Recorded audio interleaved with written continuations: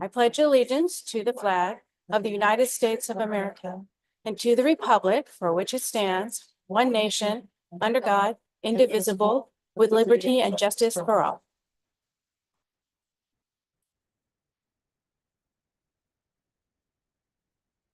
Make sure I have the right document. So thank you very much. So the next item on the agenda is public comment. This is an opportunity for the public to comment on issues not scheduled for public comment on the meeting agenda. A time for public comment is provided during specific agenda items that are scheduled for possible board actions. These items include the April 2025 capital levy, budget guidelines, and monitoring of OE9. So those will be called during those agenda items.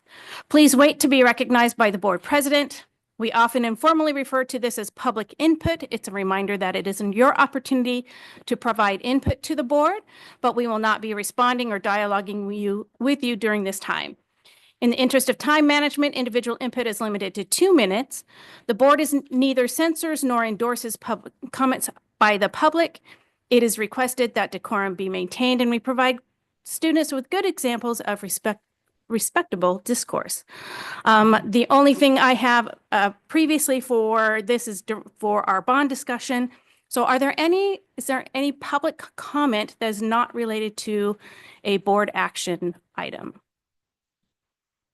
Seeing no hands inside, is there any online? Seeing none, we will move to the next item on the agenda. The consent agenda. The consent agenda is a meeting management tool whereby the board is able to pass multiple items with one motion. The consent agenda items have been reviewed by the board prior to this meeting. Any board member may remove an item from the consent agenda and place it on the regular agenda for discussion. May I call for the motion? I move the consent agenda be approved as presented. Second. Having a motion and second, all those in favor say aye. Aye. Aye. Any opposed? Motion passes. Next on the agenda is the establishment of the regular agenda. I do want to highlight one change to an attachment with an agenda item on the agenda for the 2025 school bond topic. A revised PowerPoint presentation was uploaded today. One is we had updated information and more up-to-date numbers for one side, and then we also just clarified a couple of other, we wanted to simplify some of the data that was as it was presented. Great, thank you. The next item on the agenda is a work study report out. The board held a work study prior to the board meeting to discuss results 2, academics and foundations part 1. I'd like to provide an opportunity for the board members to share out their top takeaways and or thoughts. Sydney. I think we started over the course of the last year using the work study as an opportunity as kind of onboarding and orientation to some of the policy work we do throughout the year. I think tonight's meeting, we had the opportunity to really think about and maybe give some forward guidance on data that we would like to see or questions that we had before R2 comes for review. So I think that's a helpful process, and I think we should keep it going. Right. Anyone else?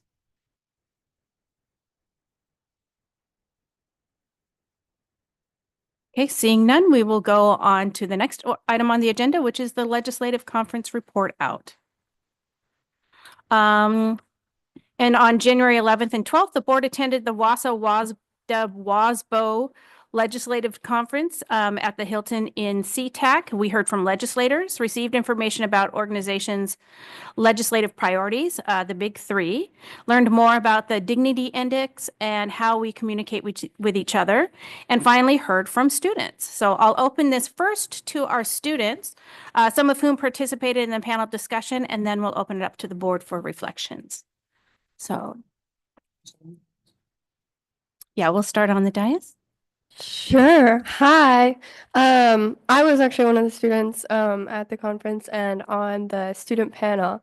First of all, I just want to thank you for letting us attend with you. It was a really amazing experience. I thought it was really neat to be able to go and just see everybody talk and engage. And I thought it was very just interesting and gave me something to think about. But what I kind of shared on the panel and such, we talked a little bit about how lack of funding affects us and how like we interpret the big three and what we think need to be something that we focus on. And I personally talked a little bit about what being an engaged student looks like. And I thought it was just a really great experience. I talked a little bit about how I felt like an engaged student is a student who is empowered and cares about their learning. And I think that was a big focus of the conference, like making sure that the money that we spend and the like legislature brings on student empowerment and helps us to do what we want to do, not only in school, but in life. So I thought it was a great conference. Thank you for letting us come with you guys. Alva. I really enjoyed getting to go there. I enjoyed getting to go to WASDA last year, and this was definitely a different experience, but with some of the same feeling. I particularly enjoyed learning about the history of funding in Washington State and the discrepancies and learning about the big three topics for our state and why they're important and where there are gaps and what the educational leaders of the state want to do to fix those. I also enjoyed learning about student voice and really appreciated what the leader of that session said in particular about who we're not hearing from. We're hearing from the engaged students, but who are we not hearing from in our districts? And I really enjoyed the conversation about dignity versus contempt, and I think that's something that we could really benefit from in our district. Krish. Hello. So I thought the overall conference was a really eye-opening experience. It was amazing to see students from all over the state, with some slightly varying perspectives. And the other thing was it was really eye-opening to see all these districts from, representing the over 1 million students across Washington State come together and all agree upon, the big three problems that, affect all districts throughout the state. The other thing was I really liked the workshops and learning about what like effective advocacy looks like. It's not something I really like knew or came with prior knowledge before, but getting to learn about it was definitely interesting. And being a student on the panel was also a little bit fun. It was definitely a struggle at the start of it, but it was not something I went in going thinking that I was going to do, and I'm glad I did it. And the last thing is I really love learning about the dignity index and realizing the gap I have and I need to make up. So how much more dignity I need to show my everyday daily life. But overall, it was a really great experience and it was a whole lot of fun. So. Right. Naomi. Tying on to what Chris said, I'm really glad I went to the legislative conference. I feel like I learned a lot just about the legislative side of those who work in schools. I never really thought about it before, but going to that legislative conference, I realized that like schools aren't just states or the federal government, it's local governments and local communities doing a lot of work. And I learned a lot about like how schools are funded and like where the money comes from and why we're underfunded and why we need more money in our schools and into public education for the future of our students and just society in general. So yeah, I'm really glad I went. I learned a lot. Thank you for letting us go. Great, thank you. Okay. Director Taylor. Thank you. I thought that it was a great conference. It was a great conference last year as well. Definitely a different tenor, I thought, this year at the conference with the presentation and the kind of the strategies of both WASDA and WASA. I think it's obvious it's going to be a tough session this year. I think we've all seen, in the news and all that the state is facing some very significant budget deficits, which is going to make any conversation around more money more difficult for sure. And there was a frank acknowledgement of that at the conference.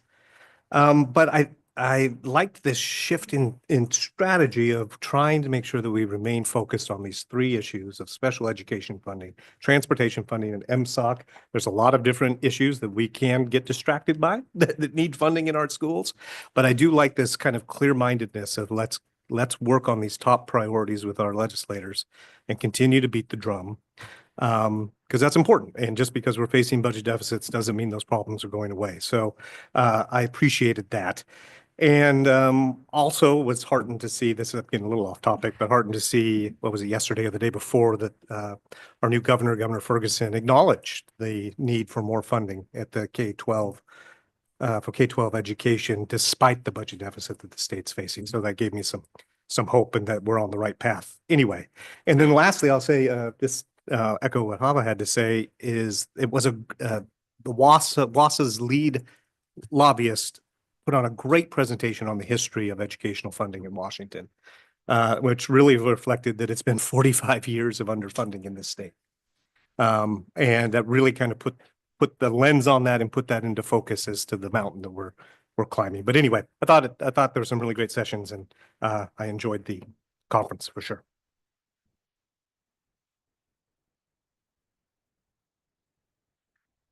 Any other thoughts?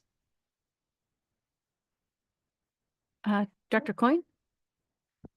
I was not able to make it. I had a prior commitment, but I did attend, and I just wanted to mention it during this. I know several of us attended the town hall last week on education funding at Sammamish High School, which was really interesting to sit in on as well. And I think what really stood out to me was the legislators on the stage, and several of them, some new voices, new faces on there. And I think that felt really hopeful in terms of the future. I will say one of the things that was the key takeaway, there's always a lot of great conversation around the big three, our focus areas, kind of the mantra around this. There's just kind of this drum we continue to beat. But it is frustrating because the conversation continues. I have a memory when we think 45 years ago, being a native Washingtonian. I remember my mom, who's a retired teacher, my grandfather, who's passed, was a retired teacher when I was probably 5, listening to them talk about, gosh, wouldn't it be great if the state would fully fund education? This is, back in the 80s under Governor Booth Gardner, and realizing, gosh, this conversation has been going on for so long. And this idea of, just reapportioning some of the overall budget, there was some good dialogue. We didn't go into the detail I would have liked to have seen, but I would really just love to see some progress on this. It just feels like it's continual. We have a lot of good conversation. We have a lot of focus on our focus areas, but we just don't see the movement. And I think education needs to really be brought to the forefront. There's a lot of talk, but I would really like to see some action. And I appreciated the dialogue last week, but even coming away from that, other than the fact that it was great to have the legislators there committed in front, I'm still not convinced we're going to see the progress we want to see. So I'll get off my soapbox with that, but just thought I'd share that perspective. I may be continuing your thought. So I think it was a very good conference. I think for me, they have served as a re-energizing point on some of these topics to be able to care and to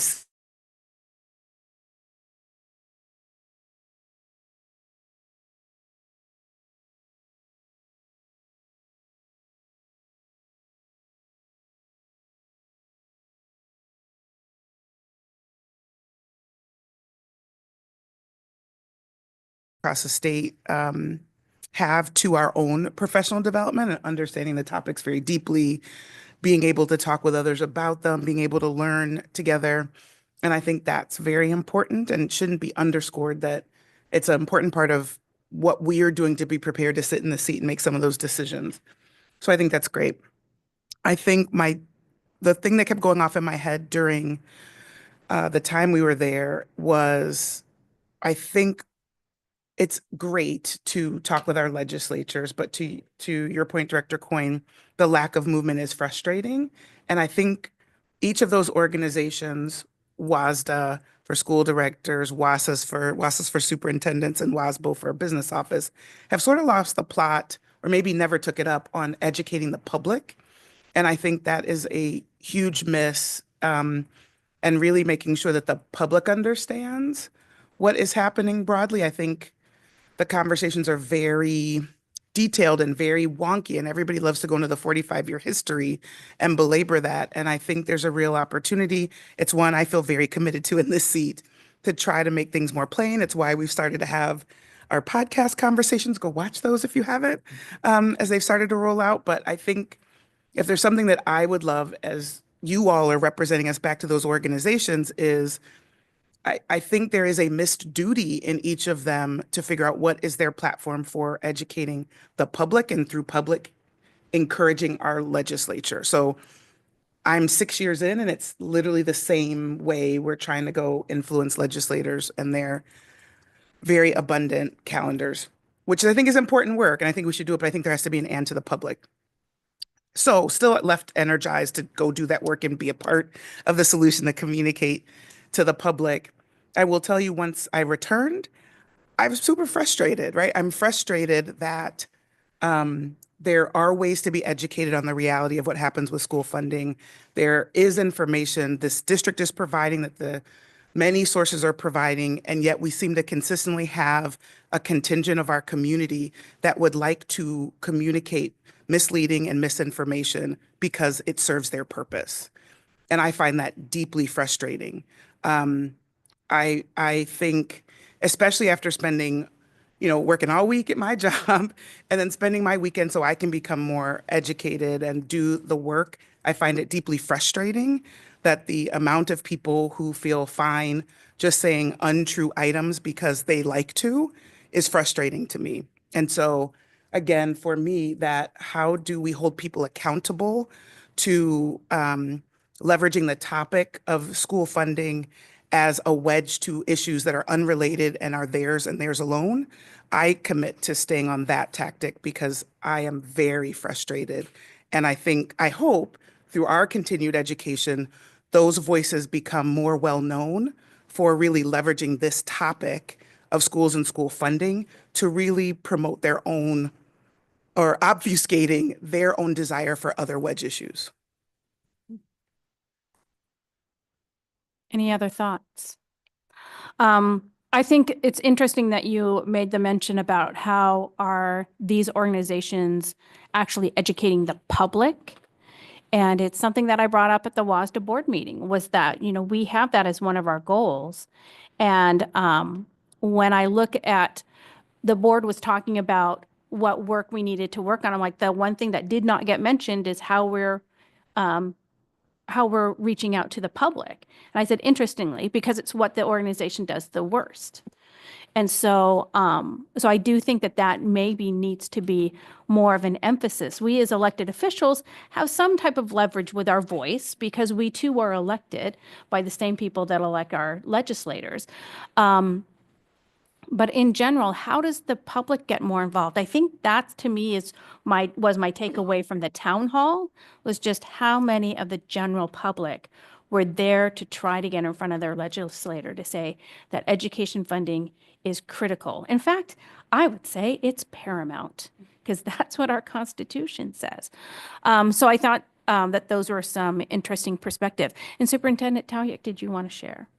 I had a really great weekend at the event, being able to spend time with all of you and student representatives, colleagues in the room here from the district and the board members, and get to know other team members from other districts as well. But I do want to highlight and echo what I've heard already from the student representatives about the student representative and student voice session that was led, and really how important it is to ensure that we are reaching out to and engaging and having opportunities for all students, regardless of their engagement level, in leadership type activities, to know their experience. One, to be in relationship that we can then have a very open conversation about their experience, and to generate authentic connections and help that drive improvement across the board. So that was a really powerful session. Great. Thank you. So we will move on to our next agenda item, which is works in progress. Superintendent. Great, thank you. This is the middle of the year, so it's the time when we're starting to think both long-term and short-term, closing out the school year while also preparing for next year.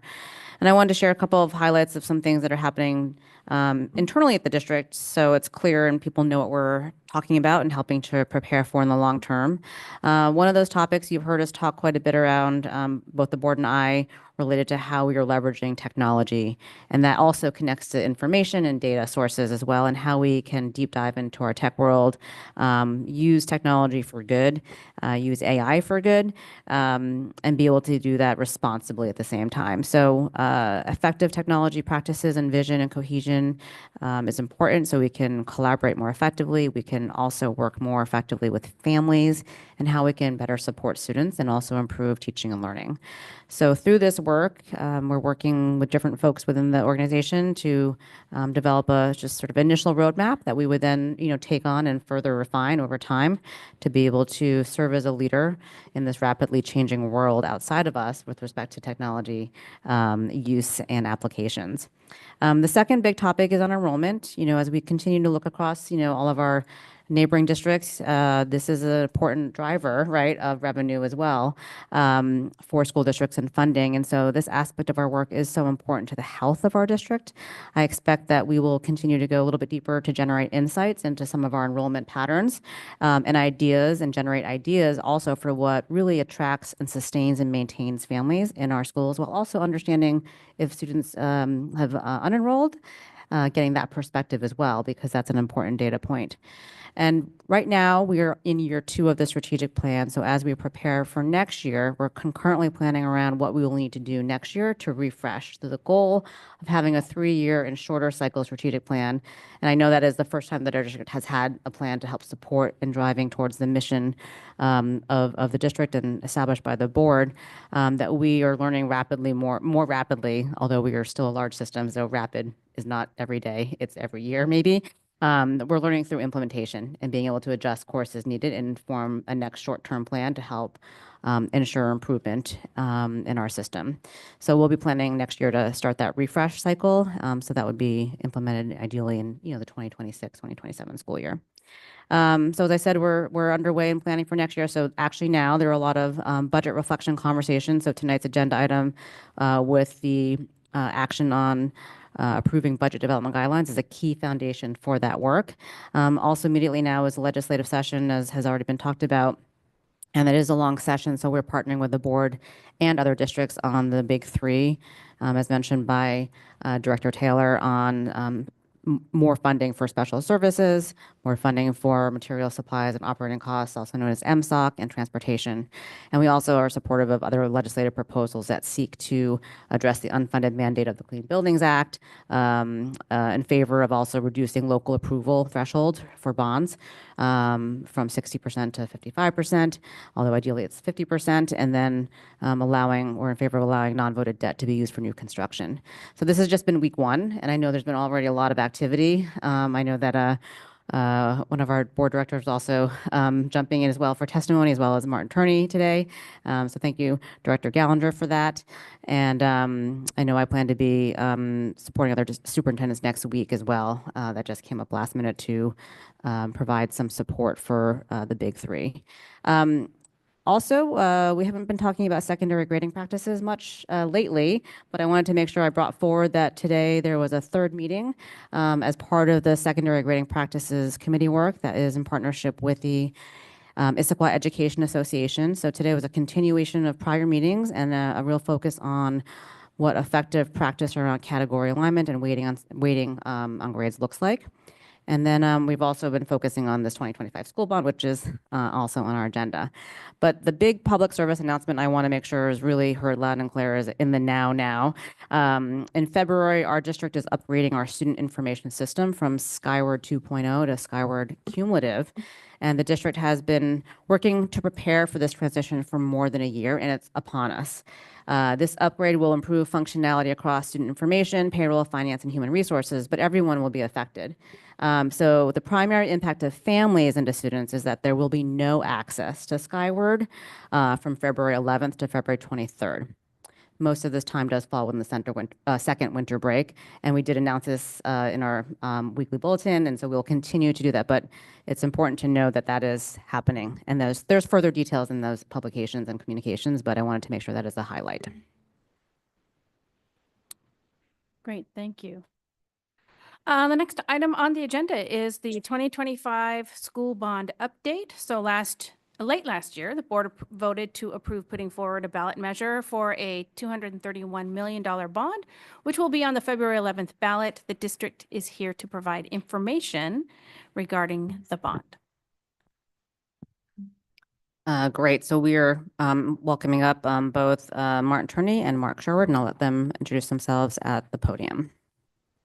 Yes, so Martin Turney, Chief of Finance and Operations for the district. Introduce. Mark Sherwood, Executive Communications Director. All right, we'll give it a second for the slides to appear.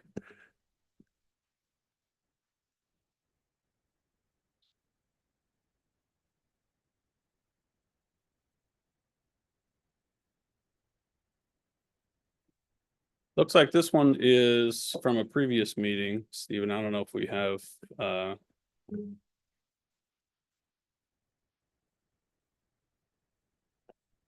get the wrong one linked up.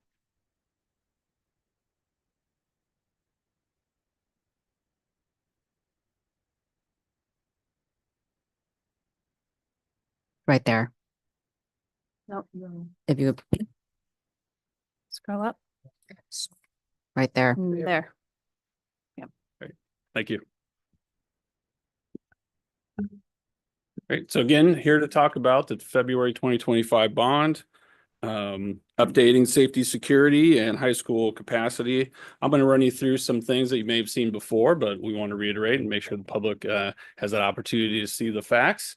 And then Mark will run through some key election dates, communication, and timeline. So we'll get started. I do want to point out what it's going to look like on the ballot. It's going to say Proposition 1, General Obligation Bonds, of course, date of February 11th, 2025, although folks will begin to see their ballots in the mail here pretty quickly within probably a week, I believe.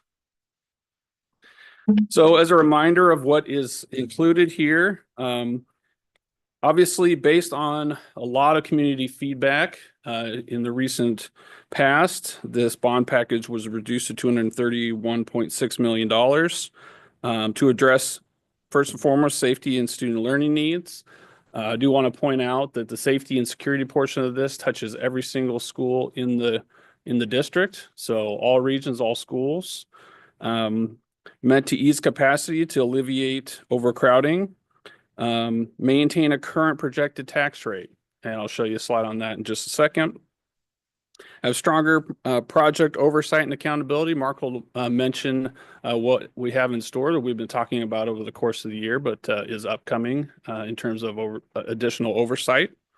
And allow for immediate construction on our shovel-ready new high school project. So safety and security, again, I mentioned all schools. It also includes large vestibule projects at the three comprehensive high schools, Liberty, Skyline, and Issaquah High. The high school capacity, kind of a phase one with Liberty getting some expansion of 20,000 square feet and remodeled space of 5,000 square feet.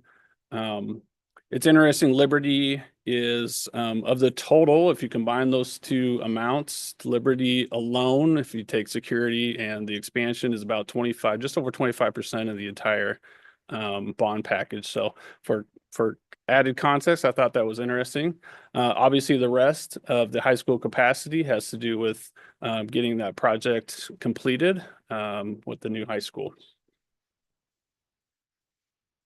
I also want to mention that we do have project detail by site information available on the website right now if anyone's interested to take a look at each school and what we have broken out in total costs. This is a reminder, something that we've shown previously, but this was intentionally put forward with the intent to keep the tax rate at a level rate. So we know 2025 calendar year at $3.09 per thousand. And so adding the $231.6 million in debt on that, we're able to structure it in such a way that it would keep projected to keep the $3.09 per thousand going forward.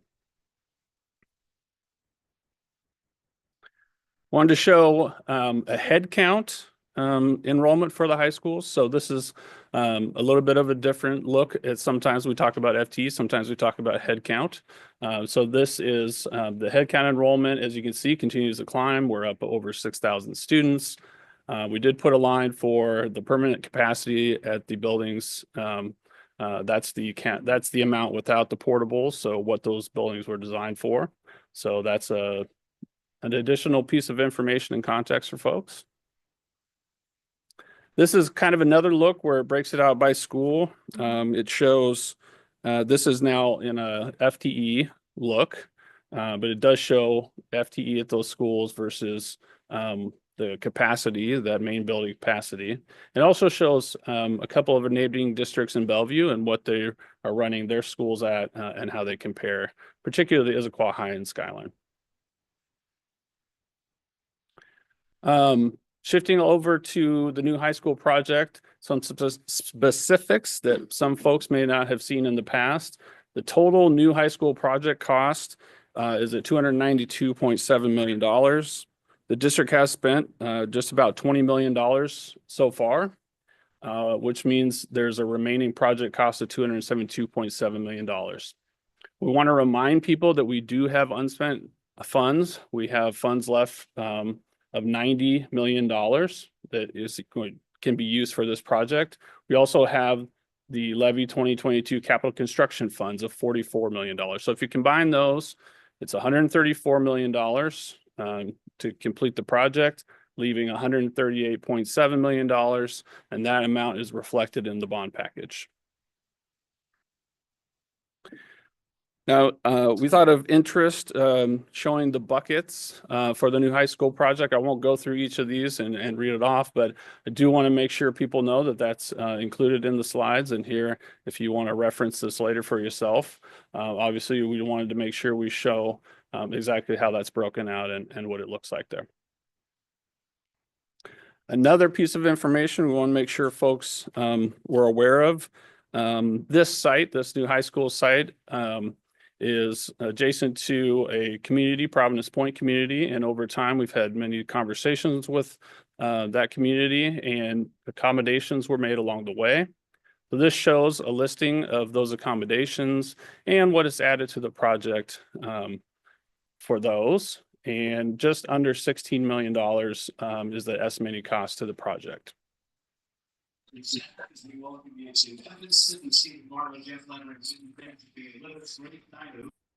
getting some feedback. I don't know.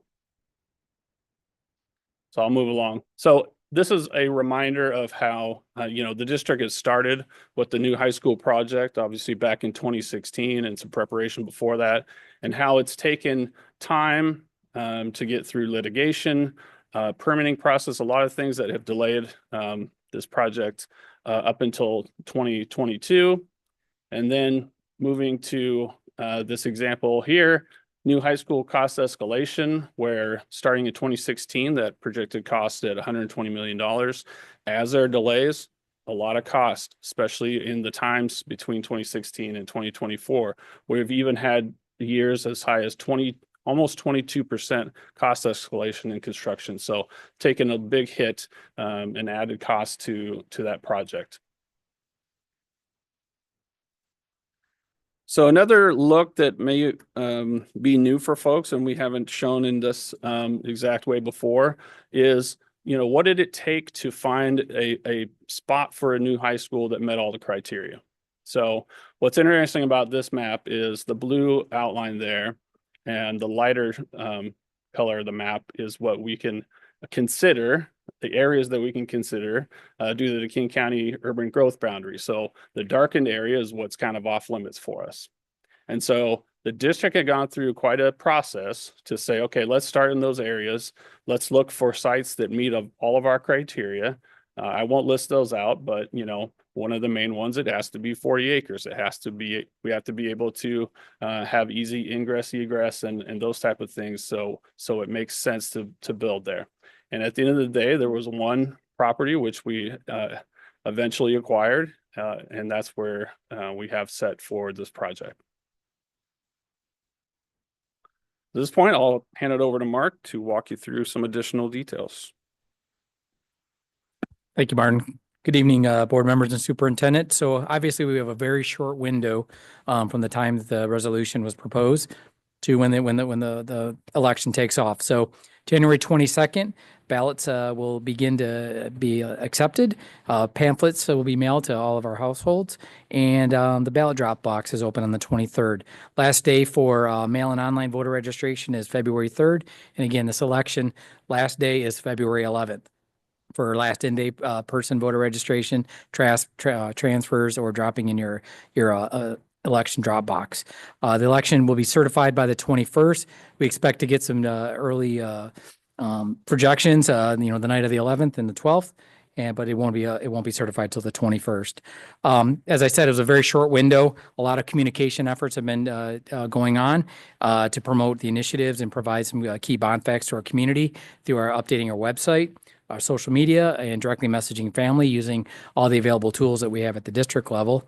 In addition, there are some digital ad campaigns that are occurring, a community message with the superintendent and the board president. Previously mentioned was the podcast, and there'll be some additional podcasts that might be a little bit more in general, but also provide some key bond and levy information. We are also participating in PTSA meetings and to make sure that we're getting the message out on the facts. You'll notice too in our social media channels, there'll be some additional, day in a life student videos that just give an actual authentic feel of what it looks like in each of our high schools. And actually one rolled out today. So if you haven't looked at it, give it a look and give it a like. Some of the key messages, and Martin spoke at the beginning, there's a lot of words on this slide, but really it's a community-driven bond. It's certainly focused on what the community said, what they wanted in terms of having a stable or maintaining the tax rate. They wanted to see that the amount was reduced and really focused on the needs of the district, not the wants. They also wanted to make sure there was some oversight to build trust and transparency. So the focus is on the safety and security of all of our buildings. It's also on the overcrowding situation and going through and following through on the high school project that's been in the works for a long time. To sustain academic excellence, we know it's going to take to have manageable classrooms and having facilities that can serve the needs of the students and the staff. The projects are shovel ready. It's a long-term commitment to put a high school in. It's not just something for 1 or 2 years. It's for a long time that's been asked from the community, but also into the future. We mentioned the proactive oversight. The proactive oversight, there'll be a project oversight committee that'll be made up of members of the public as well as some members on the district. And the goal here is to look at the data, look at the finances, look at the construction progress, and report back to the board and the community to ensure that there's full transparency on what's going on with these projects. And that's not just on this bond, that's on all capital projects. And we also put in there about contingency or thinking about alternatives, being responsible. Stewards of taxpayer dollars is also being responsible to meeting the needs of our students. So we have to look at alternatives should this bond not pass. And so those are some questions that are coming up, and some of that information is currently on our website right now. And the goal through all this messaging is to making sure that we're delivering positive outcomes for children. Two key events that are coming up soon that people can get involved in, and some great opportunities for engagement is next on the 21st, on Tuesday, January 21st, is going to be a financial forum. It's an opportunity to look at how the processes and controls and how we manage our money.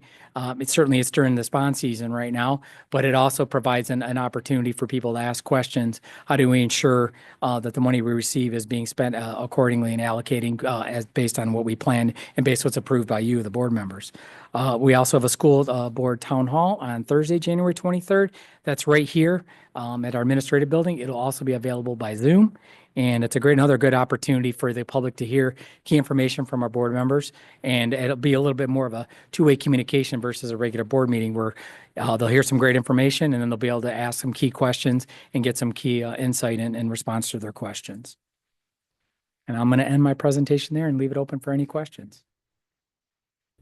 Thank you. So the first thing I need to do is apologize to my board colleagues and to our community member who signed up for public comment, because he put bond, I read levy, and I said, well, you can do it during that action item. We are not taking action on the bond today because we already did that. But Mr. Nichols, I would like to welcome you to provide the public comment that you wanted to do earlier in the session. So my apologies for that. Actually, up at the podium, actually, it is a lectern. I don't know. You don't step up on it, so it does not use its feet, which is pod. So it is not a podium, it is a lectern. Sorry about that. No problem. Thank you, Director Morello. Hello, my name is Kevin Nichols. I'm a parent in the Issaquah School District. At the last board meeting, we heard several possible Plan B options if the upcoming bond measure does not pass. While I understand the need for contingency planning, I know that none of these options are desirable for most students and parents, nor do they align with what is needed to keep Issaquah a top-ranked district in the state.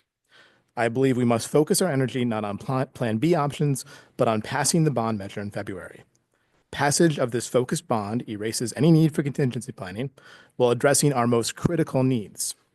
With our high schools already overcrowded and high school enrollment projected to grow over the next 15 years, we can't afford to wait. Importantly, this bond maintains our current tax rate of $3.09 per 1,000 assessed value, lower than 2024's rate. The November bond measure was approved by a majority of voters, and I firmly believe we can achieve the needed 60% supermajority through a series of small but important steps.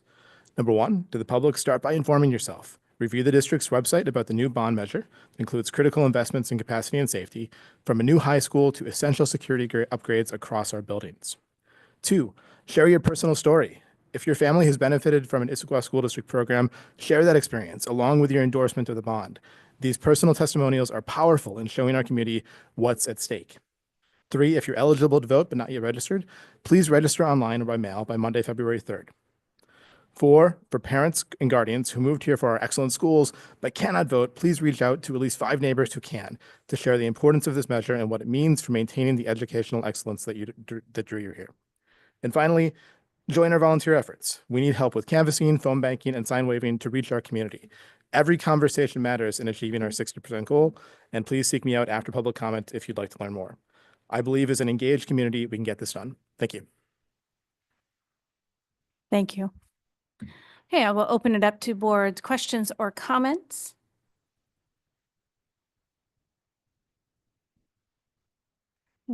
We'll go with Director Taylor and then over to, I'm sorry, Director Coyne, and then.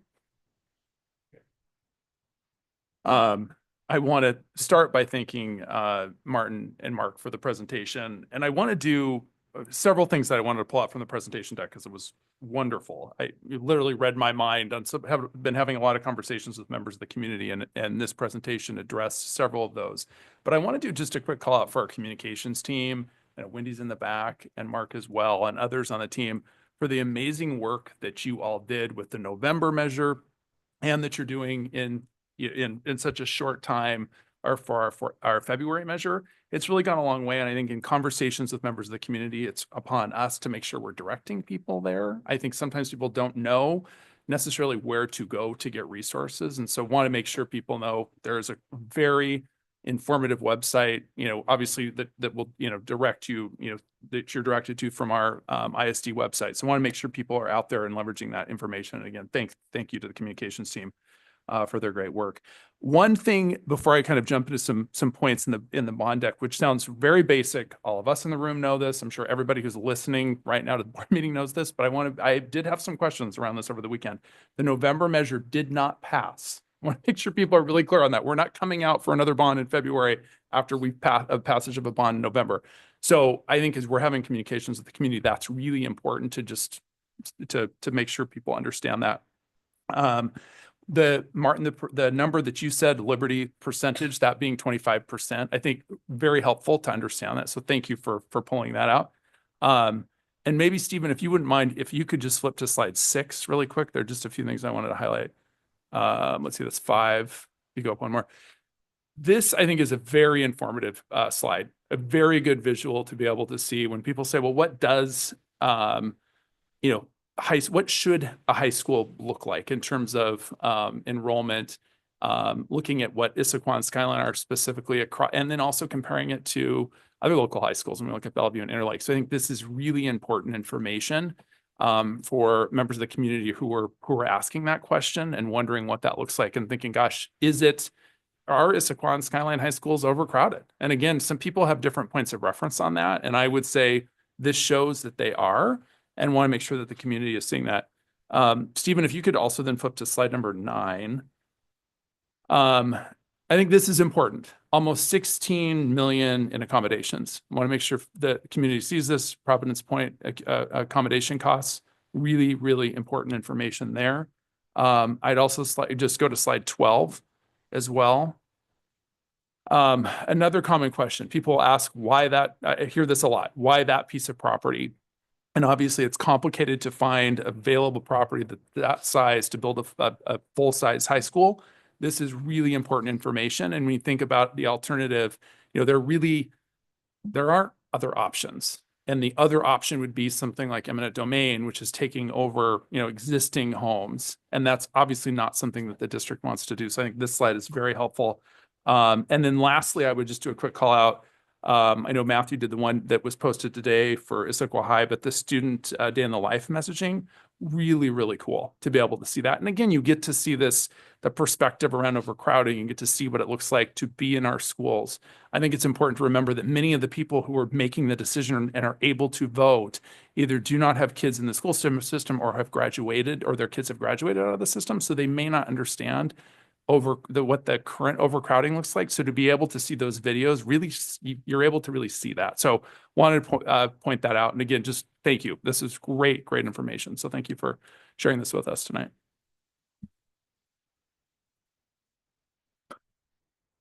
I actually want to go back to slide 6 because I think that it's misleading in a way that underestimates the problem by using FTE instead of headcount. And so when we just got our enrollment report today, it shows that the head counts at Issaquah High School are 2324. The head count at Skyline is 2115. And the head count at Liberty is 1364. And I think like our students, whether they are part-time running or not, are coming on and off our campuses. They are there at events. They are there in our stadiums. And so I think headcount is a far more realistic impact to our campuses and our buildings than FTE. And I would ask that headcount is what's used, because when you go to a previous slide, you're using headcount. So I think it's very confusing in the slide deck to switch. And I believe that the Bellevue and Interlake numbers are headcount numbers as well. So it's very inconsistent. Thank you for that. Thank you for that feedback. And yes, headcount is affirming the headcount is where we should be planning. And we have FTE because that's actually a technical term as we then look at our revenue and our, budgeting reports. But this is FTE because only because it's comparing to other schools that we only had available data for. That is FTE. So we updated that and also pulled those sources just to check. So your point is right. Thank you for that feedback. And we can also think about how we can improve this to show the headcount in addition to the above and beyond the FTE. Could you just speak really quick to, just so folks who are listening would understand the difference between headcount and FTE and why that headcount number that Director Gallinger just said would be significantly higher? Sure. So simply put, when we talk about FTE or full-time equivalent, it has to do with the time that a student spends essentially at the building in class, right? So the simple example is with Running Start, you may spend partial time at the school and partial time at the college. So you're counted as a partial FTE. But to Dr. Gallinger's point, those students still arrive. They're still there. They're still participating. So the head count counts everyone as a one. The FTE reduces some of those student counts because they don't spend every portion of their day at the school. Which is what the previous slide 5 shows. And so that really is the reminder to our community. We really are 1,400 students over capacity right now, today. And I'm glad I'm not going to be here on this board when we are projected to be like, 3,000 students over capacity. Which I think in a not too distant future, we are expected, I think it's the 38-39 school year, we're projected to be at nearly 7,000 student headcount, which is significant. And I think for me, that's what I want the public to hear more than anything is we do need a fourth high school. That need is not going away, it's only growing. So how much do you want to pay for it? I can see with the data over the past 8 years, the significant increase in costs. It's only going to get more expensive. Milo, you've been patient. Oh, thank you. I sorry.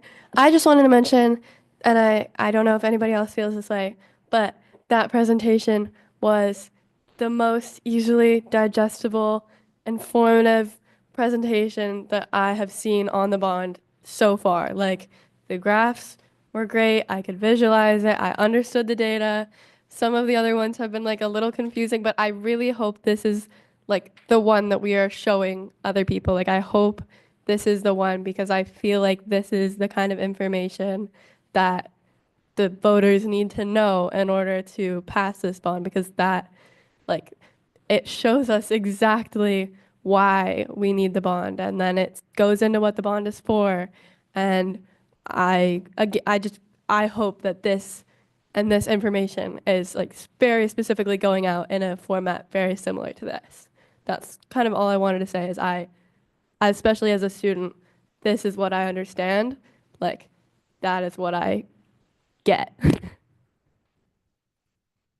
have to say I cheered a little bit on the inside when I saw the map because I've been asking for that for probably on that side, for like 8 years. So I think that defines so much of the problem. So slide 12, that, so much work went into this before the 2016 bond ever went before the public. Right, because we had to have an idea of where we were going to spend that money. And so that shows a lot of work, a lot of looking for where is available space. And that hasn't changed. There's, available space did not come up in the winter storms. We did not lose 40 acres worth of houses that suddenly became available. So, which I'm glad. And I think this is a powerful story to be able to tell. There's a lot of gray on there.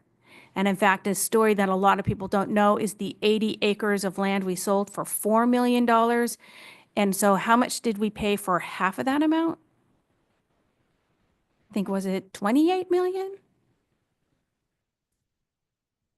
So I think that was probably our original bid, but then it went up in price over time over the litigation.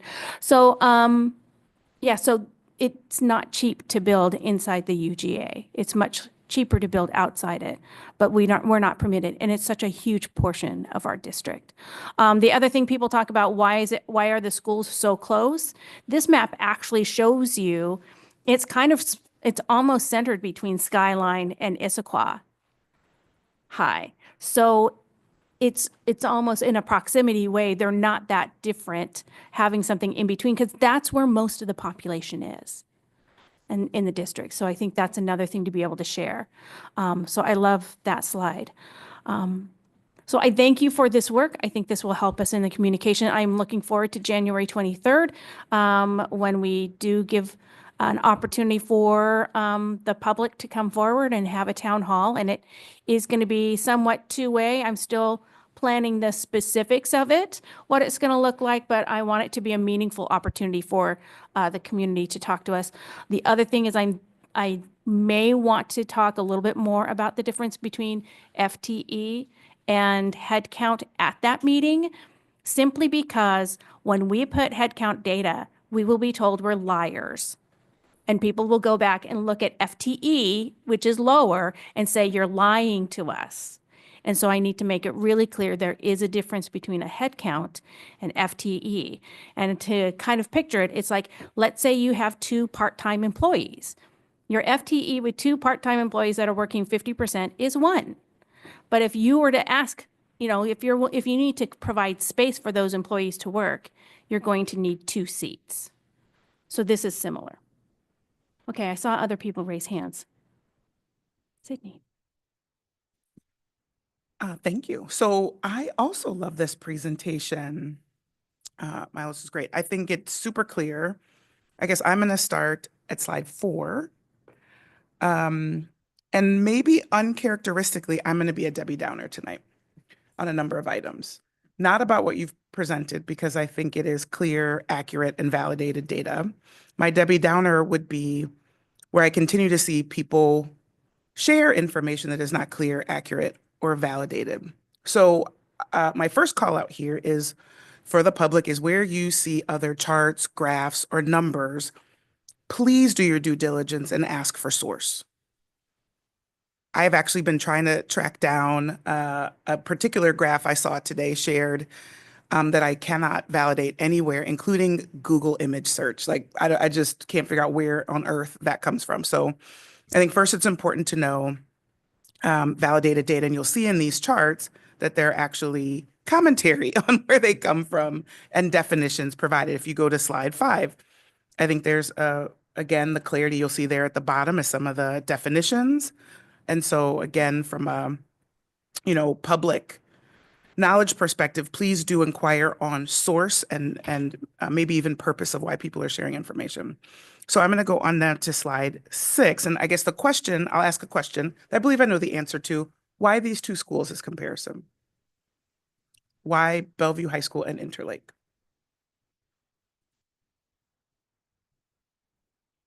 I encourage that because those are known entities Mm-hmm. versus Sammamish would be confusing. Mm-hmm. And I think a lot of people don't actually know about Newport, even though Newport's its largest school in their district. So for a variety of reasons, I thought those would be representative. The 2 districts to our east and our south have gone a different direction about having a decision to have a single large school. Mm-hmm. So to Homa High School, they've decided as a community they want a 2,800 person high school, and that's their choice as a community. Likewise, in Snoqualmie Valley, they have also chosen to have a very supersized high school. That isn't the direction that we have gone, and I think it's consistent with when we look at the target size of high schools in Issaquah, Bellevue, Mercer Island, North Shore, and Lake Washington. I would say those are our closest peer districts from a demographics and academic performance standpoint. So choosing that, like Lake Washington is currently in the same issue that we're having, and they're deciding about their property that they have acquired in Redmond, and if they're going to build a 5th comprehensive high school to, again, target the same student size populations that we are targeting. Awesome. I'll just add maybe another factor that I think is super important is they're also incredibly high performing high schools. And so they're not just on here for no reason. They're on here to demonstrate, in Sydney's opinion, that there is a correlation, and I always get that wrong. So there's a connection, I'll say that word, between the performance of the high school and the experience delivered in the building. And so I think there's many examples of other models around the state, but it is important to say, like, what schools do we consider peers to the experience and the outcome for students that we are intending to drive here? And these are 2 very strong representatives. And so I think people need to take that in. It is not just, hey, we think schools should be smaller. It is that there's real data and performance. So we can go to the next one for me, please. One of the questions that has come up, and people throw around a lot of numbers and random notes from places, and I encourage people, if there is a number that you're worried about or concerned about, that you're like, I don't know what happened to, enter number is the kind of way people present their questions. I would encourage you to send that specific question to the school board mailbox, because this is the reality on this slide. We went through the history of cost escalation, that's real, in everything, in building your own property and maintaining your own property, et cetera. And this is what that looks like: cost spent to date and cost owned reserves. There is no missing dollars. There's nothing else. This is the number. So again, if there's some question or asterisk felt, I would really encourage people to send not only what that number is, but the reference to where you're seeing it be challenging to you to understand, so that there can be greater clarification. It's actually the next slide where I want to spend a lot of my time. And I know I'm going to talk a lot, but the next one is where I am deeply, deeply interested. So we've heard at our listening sessions and other interactions, why won't you change X cost? And so I think it's really important to say these costs all go to something, they're all meaningful, and to take in the sort of ratios when we are worried about one number or another, or one thing or another, that the vast majority of the funds go into building the actual building, a whole lot of that to prepping the site, which we just will get to about how hard that was to find. And then very small numbers to some of the other areas. But I think, again, I'm going to stay on the road work. We get a lot of concerns about how can you put another school on that road? And it's because in this bond, we have to care for corrections to that roadway. And so it is included. Next one. Maybe next one is actually, sorry, it's actually, I want to go to, where's my Providence? I want to go to the Providence Point concessions. What number is that? 9 is the one I want to spend time on. I think rightly so, there has been asks of how can we reduce cost and increase revenue? How can we manage that as a school district? And I actually think this slide represents both of those things. How can we reduce cost and how can we increase revenues? And so over maybe the next period, I know it won't be this conversation, but in subsequent ones, I would actually like to look at this list of concessions and what, if any, can be reduced. Like I think the stormwater one, that makes sense to me, retaining walls. But one, I think we need to take note that there's been a lot of work to communicate and make concessions, which I think isn't well known. But also, when I look at the very first item, which is the large buffers at property line, this is a very large amount of this usable space that has been carved out that will be unusable. I think that is a revenue source, and I would like to explore that deeply. I think the cost, yes, maybe based on what we purchased the property at, is $5 million, but the value is significantly higher. And so, I am happy with the spirit with which this list was created, in being a wonderful neighbor, which the district is in every one of our locations. I think it's fair, as we're looking at every other cost and revenue source, that this one is unearthed as well. And frankly, personally, I would put forth developing that land that is now set off to buffer, providing much needed housing in this area that we know that we need, is probably a fantastic revenue source and should be explored. What else did I want to, and then now I want to go to the map on 12. I don't think we can belabor, I don't think we can talk about enough about what this map means. The map you have drawn here is the district, the very large 110 square miles. It is a small component of that in the brightly, the white area that we can develop anything, and the amount of available properties to do that were reviewed. I think your number, is it on here, the 31 sections that could actually meet the criteria then were reviewed, right? So this is the property. We absolutely have a need and we will build there.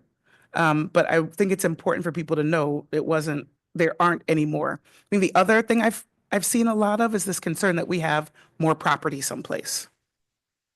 So maybe I'll stop pontificating for a second, Martin. If you could talk about, do we have more property somewhere? No, we do not have more property. So again, I think there's a lot of just like sharing of information that's not based in fact. There is not more property somewhere. This is the property. Thank you for that. Obviously, I think that the podcast is amazing. Although I think we had a better video come out today that's doing much better numbers, and Matthew's here in the room. So shout out to that one.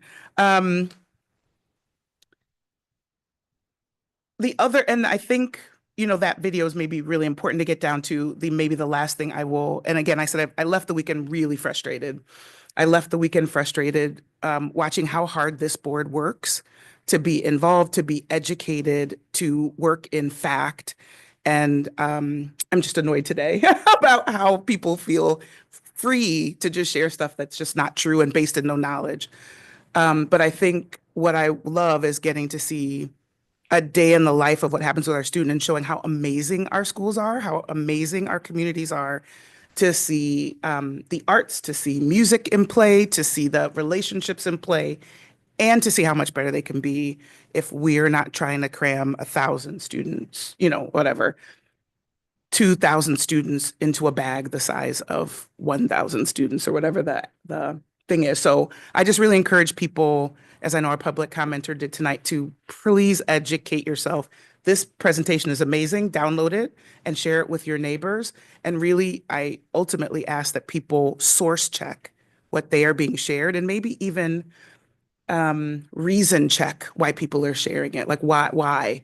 What is really behind some of it? I'm done now. Director Taylor. I'm sorry. I'm going to make just a very broad comment about kind of the moment of time that we're in right now, which is at our last board meeting, we had discussion about contingency plans for overcrowding, which we have a duty to do. And that is something, you know, we have to plan as a responsible board for what the future will look if we can't pass a bond. That being said, though, I don't want the public to lose sight that right now the issue before us is this bond. And the best solution is to, in my mind, is to build more capacity and avoid all of those contingency, less than ideal contingency plans. And with that being said, you know, it dawned on me that this community has voted twice in favor of this project, funding of this project. So I'm just very hopeful that right now that the community will take the time to look at this project one more time and, you know, come to its conclusions as to the problem. I believe the public understands the imperative. So I hope people will understand that now is the time to really take a look at this and vote. Hava. I have a question kind of based on conversations that I've had with my own parents and other adults and voting age people in our community. That why wasn't this strategy of using the levy dollars for what they were allocated for, and like why wasn't that the first strategy to pay for the school? Why did we reallocate or try to reallocate the funds?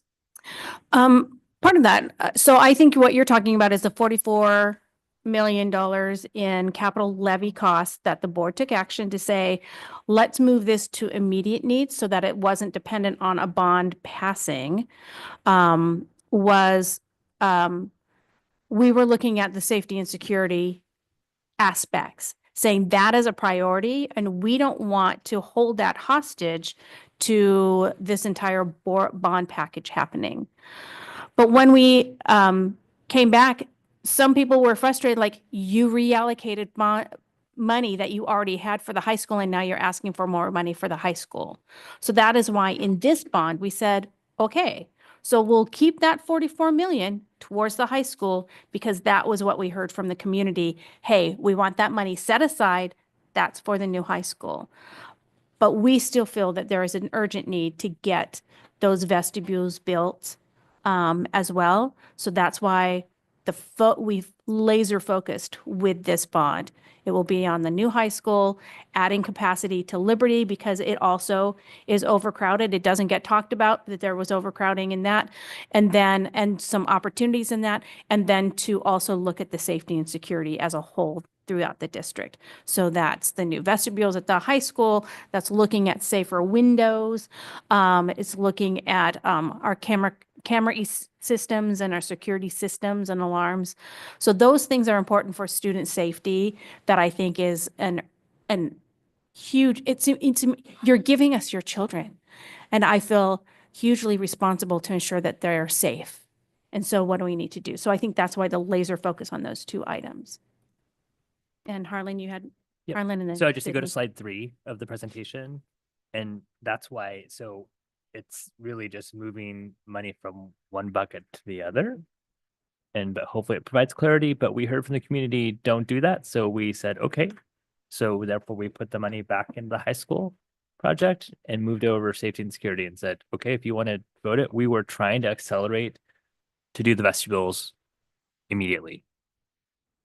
But the community wants us to pause on that in order to be able to keep the high school funding intact the way it was, then it is. But it is in essence just moving from one bucket to the other. Dr. Mullings. Yeah, I would say I think it's a case of two things can be true at the same time. At the exact same time we got the feedback we shouldn't have moved the money, we were getting an outpouring of feedback that we needed to update the security of the schools. And so I still am very uncomfortable, if I'm honest, that we, because of, I guess, a sway in concern, or that we're putting it on hold in this way, or packaging it differently, because I think one of the things we should be committed to is making sure that we're providing the best environment we possibly can. And that has to be updated all the time, right? I think the wording here that I love and I probably suggested was to address emerging threats. Like, those threats increase, they happen daily.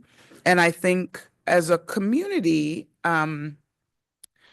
we have to hold those two things in contention, that we really do want to move forward and address these safety and security concerns, and we're worried we're moving money. So it's actually the same topic. It's actually the same wording. It's roughly the exact same amount of money. We know we still need it. The feedback now would say we want it to sit differently than we chose to. I frankly disagree with that. I think the acceleration was key. I am happy to have been a part of addressing it in that way. I wish we had, but I understand the feedback, and therefore we can change and shift and do things in the way that makes sense to other people. But for me, I think it really is a thing about two things can be true in the exact same time. I think what's unfortunate is, again, I feel bad saying on this topic, there are those who exploited that moment of trying to do the right thing to focus on their agendas. And so drummed up a feeling in the community that something must be wrong. They must have done something wrong. There must be some misappropriation because they changed something. And I personally believe that that was active exploitation to care for other people's wants out of this circumstance. Yeah, I think I would agree that a lot of times it's to be able to say, well, I'm upset that you moved money over here, so now I have to be upset anytime you move money. I think that's the core of that argument. But we really reflected on the input that we got from the community and thought, what is the best thing to package to move forward? I just wanted to highlight really quickly, I think it gets hidden on slide number 4, that the yellow at the top is how long it will take us to pay off this bond. Orange, yellow, Okay. whatever color. Yeah, marigold, yes. So if you look at some of the other bond existing debt, historically, we've paid that off over 20 years, which, if you have a car loan for 4 years or a car loan for 7 years, what is the difference? The amount of interest you pay. You pay more for the car that's being done over 7 years, which is why don't do it. That's just stupid. And in this case, sorry, in this case, it's 11 years. That's nearly half of what we normally do. So what we're telling the community is not only are we going to be able to get these projects done, especially the one we've been dying to do for 8 years now, we're going to be able to pay it off in nearly half the time that we would normally pay off a debt. And so I think that's really important, and that we're looking to save. That was the other thing that we heard from the community, is their concern about how much is the interest that you're paying on the debt. The other portion to really look at is we get the small lines, and then the big line is how long, when we sell a bond, how long it takes for it to mature. And so, we're able to push some of that so that there's fewer bonds that are maturing right away in the short term, and that we're pushing that bond maturity of when we need to pay it back into the future. And so I think that's another piece of being able to manage that bond debt and how we're able to do that. And then is there any other input? Anything I missed? Actually, since we're on this slide, I thought I would take a second because there have been questions that we've heard about, if the district goes out for its routine levies next year in February 26, does it add to the top of this projection? The answer is no. So I want to be very clear that we have built those assumptions, those maximum levies as an assumption into this. So it wouldn't add to this projection. We have built that in as an assumption. So if that's clear, I just wanted to make sure we pointed that out. Great, I'll thank- re-ask it then because it circulated a lot in November. So when we open a fourth high school, the costs to run that fourth high school are included in this graph? Yeah, so the district is already taking action, and we know that there's an incremental operating cost for this building, so that we're maneuvering our budget to be able to take on that operational cost within what we operate in now. So if we pass levies going forward, we will have enough to operate that school. I just think that we need to really highlight for the community that the reddish, pinkish ones at the bottom are showing the maximum authority that we are allowed to collect by the state.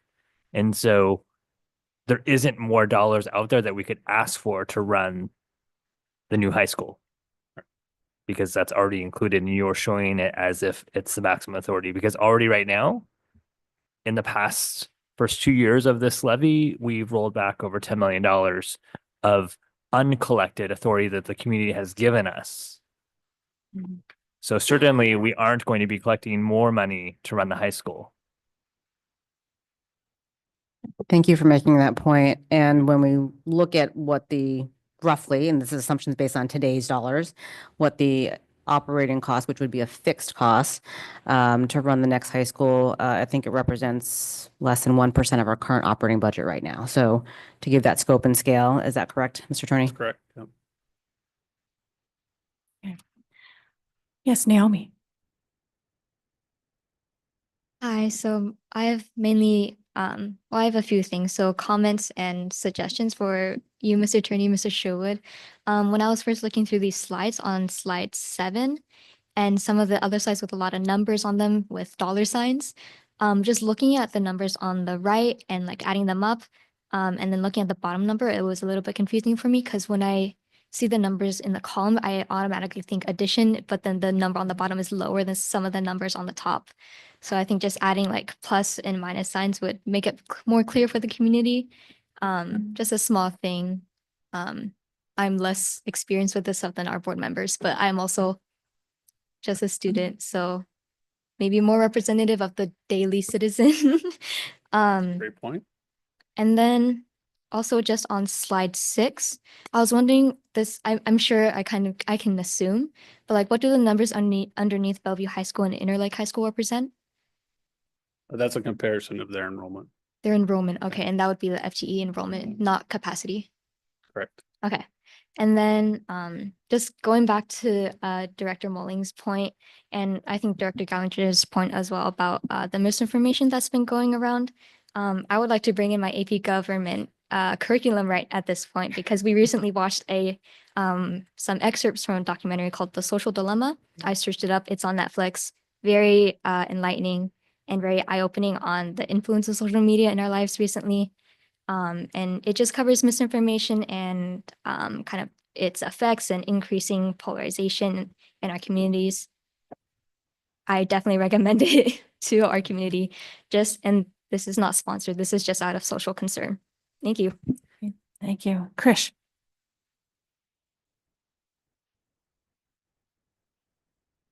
I kind of wanted to highlight some of the communication things that have been going on. I know misinformation's like been a prominent theme throughout, and so I think definitely the communication strategies that are being employed now are definitely a step in the right direction. For example, a day in the life of the student. I like personally really enjoyed that a lot, and I think it really goes to show the community like. For example, that's something I get to see day to day, but like, for example, a parent without children in the district might not be able to see it. So I think that definitely goes a long way to address the misinformation. It shows exactly the issues that you all are trying to fix and shows that they're real and we're, not making them up on the spot. So I definitely do think communication this time around has been a lot better and it's definitely doing a lot better job at addressing that misinformation. So just want to highlight that. Great. Yes. I promise this will be brief. So two things that my board colleagues got me thinking. So going back to slide 7, and Naomi, I'm so glad you mentioned what you did, because I think there's probably a lot of good information on here, but I think opportunity to maybe tell the story a little in a way that is a little easier to follow. Specifically, the new high school projected or project cost to date, that 20 million. I'd love to somehow highlight or pull that out and maybe footnote what that includes, because I think that's important for the community to understand. I've had a lot of questions around that. What have we invested so far? If we don't go forward with the high school, we need to know we've already spent 20 million.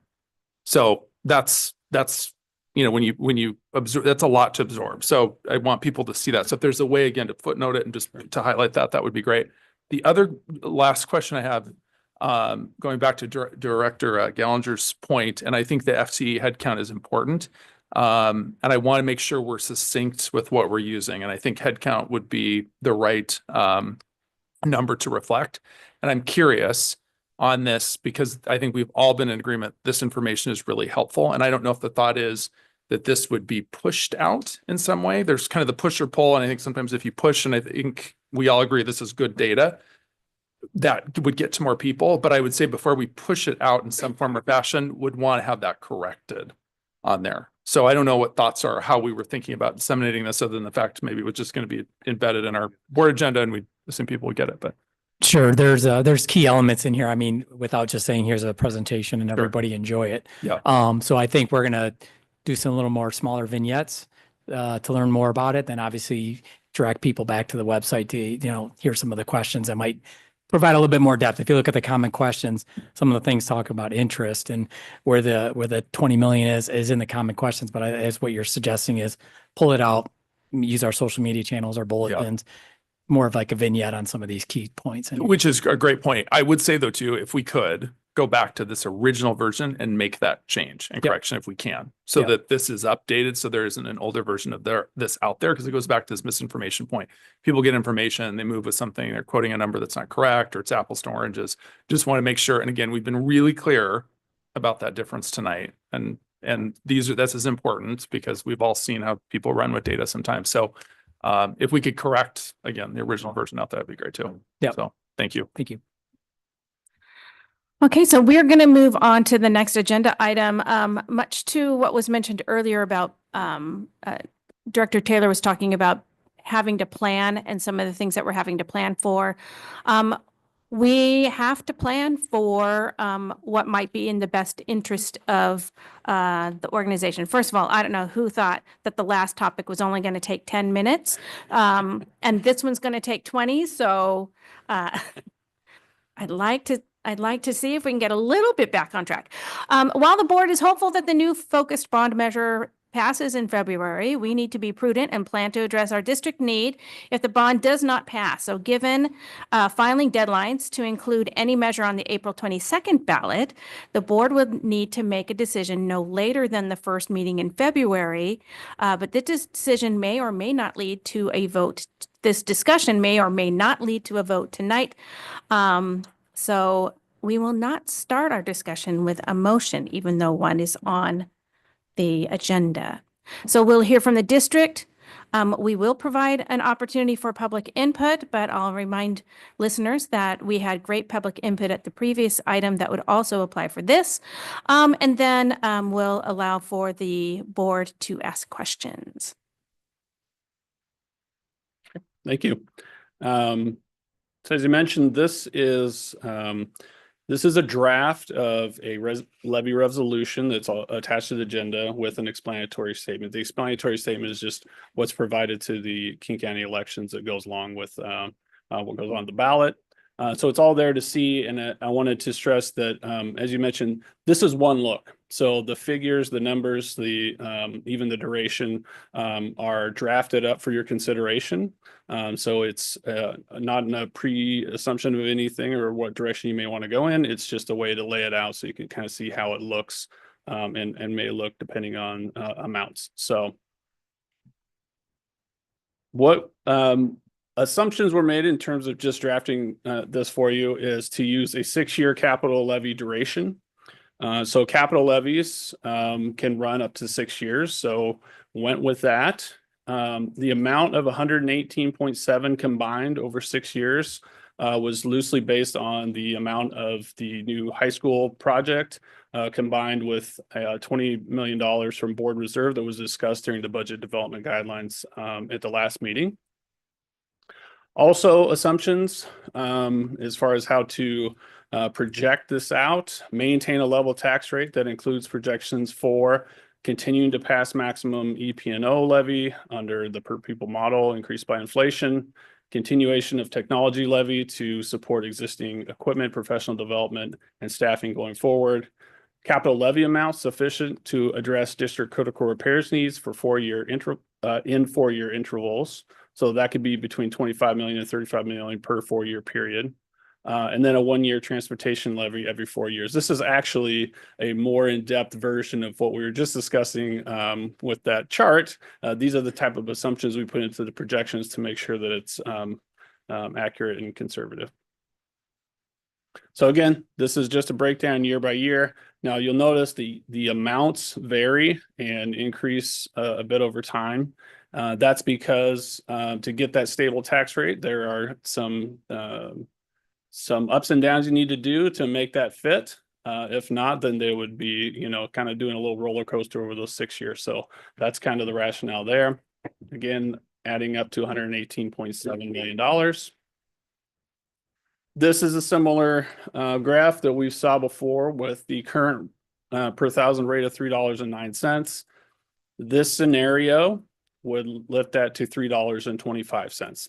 So it gives you an idea with $118.7 million spread over that 6 years, what a projected tax rate might look like. So just in relation to the amount and the tax rate. Other considerations at the current time, the law does not allow us to use non-voted LGO bonds for new construction. So what that means is in a situation like this, if we were to pass a levy, we are not allowed for new construction to issue non-voted debt to fund the project right away and pay that bond debt off with these levy proceeds. There is a bill that was introduced that actually testified today on that, Senate Bill 5095, that would change that. But as of right now, that is one limitation that we have as a district. So that's a quick run through. I did want to mention before questions or discussion to put it on the April 22nd ballot. A resolution needs to be filed by February 21st, and we have 2 board meetings before that date, one on the 30th and one on the 13th of February. So it could be passed at any of those times. So questions or time for discussion? I'm going to open it up. Director Gallinger. So, I think one of the things that our current bond that we have that I do hope passes, but it's been like, wow, it just seems kind of reactionary quickly from November. I want us to pivot to do more proactive work so the community knows exactly where we're headed and isn't like, oh, bond failed February 11th and now you're going right back out. Like I want them to know today that it's that important to us that this moral obligation to serve students better, to decrease the sizes, have more administrative support, more counseling support. Like, we can't do that with 2,500 students in a building. We just can't. And they're doing an amazing job at Issaquah High School. But in spite of that, kids are still falling through the cracks and we know it. So I want the community to know tonight that this is what the next step is. So it isn't going to be like, well, you guys are just like grasping for straws. Like, no, we're actually being thoughtful, measured, and giving the community a different chance. If they want a no interest pay as you go, but it is a tax rate increase for that, then this option is in front of them. And so I would advocate that we move this forward tonight and not necessarily obviously have to file it for a ballot yet. So people know, and that they know that we're proactively working on this, that it isn't sort of like a reaction to whatever may result in February.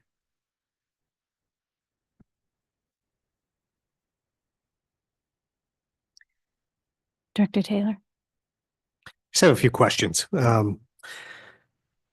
There's no lid on capital levies, correct though? So could we go out and ask for the 138 million if we wanted to? And I'm going to presuppose an answer. You can tell me if I'm wrong, or does that blow up the stable tax rate?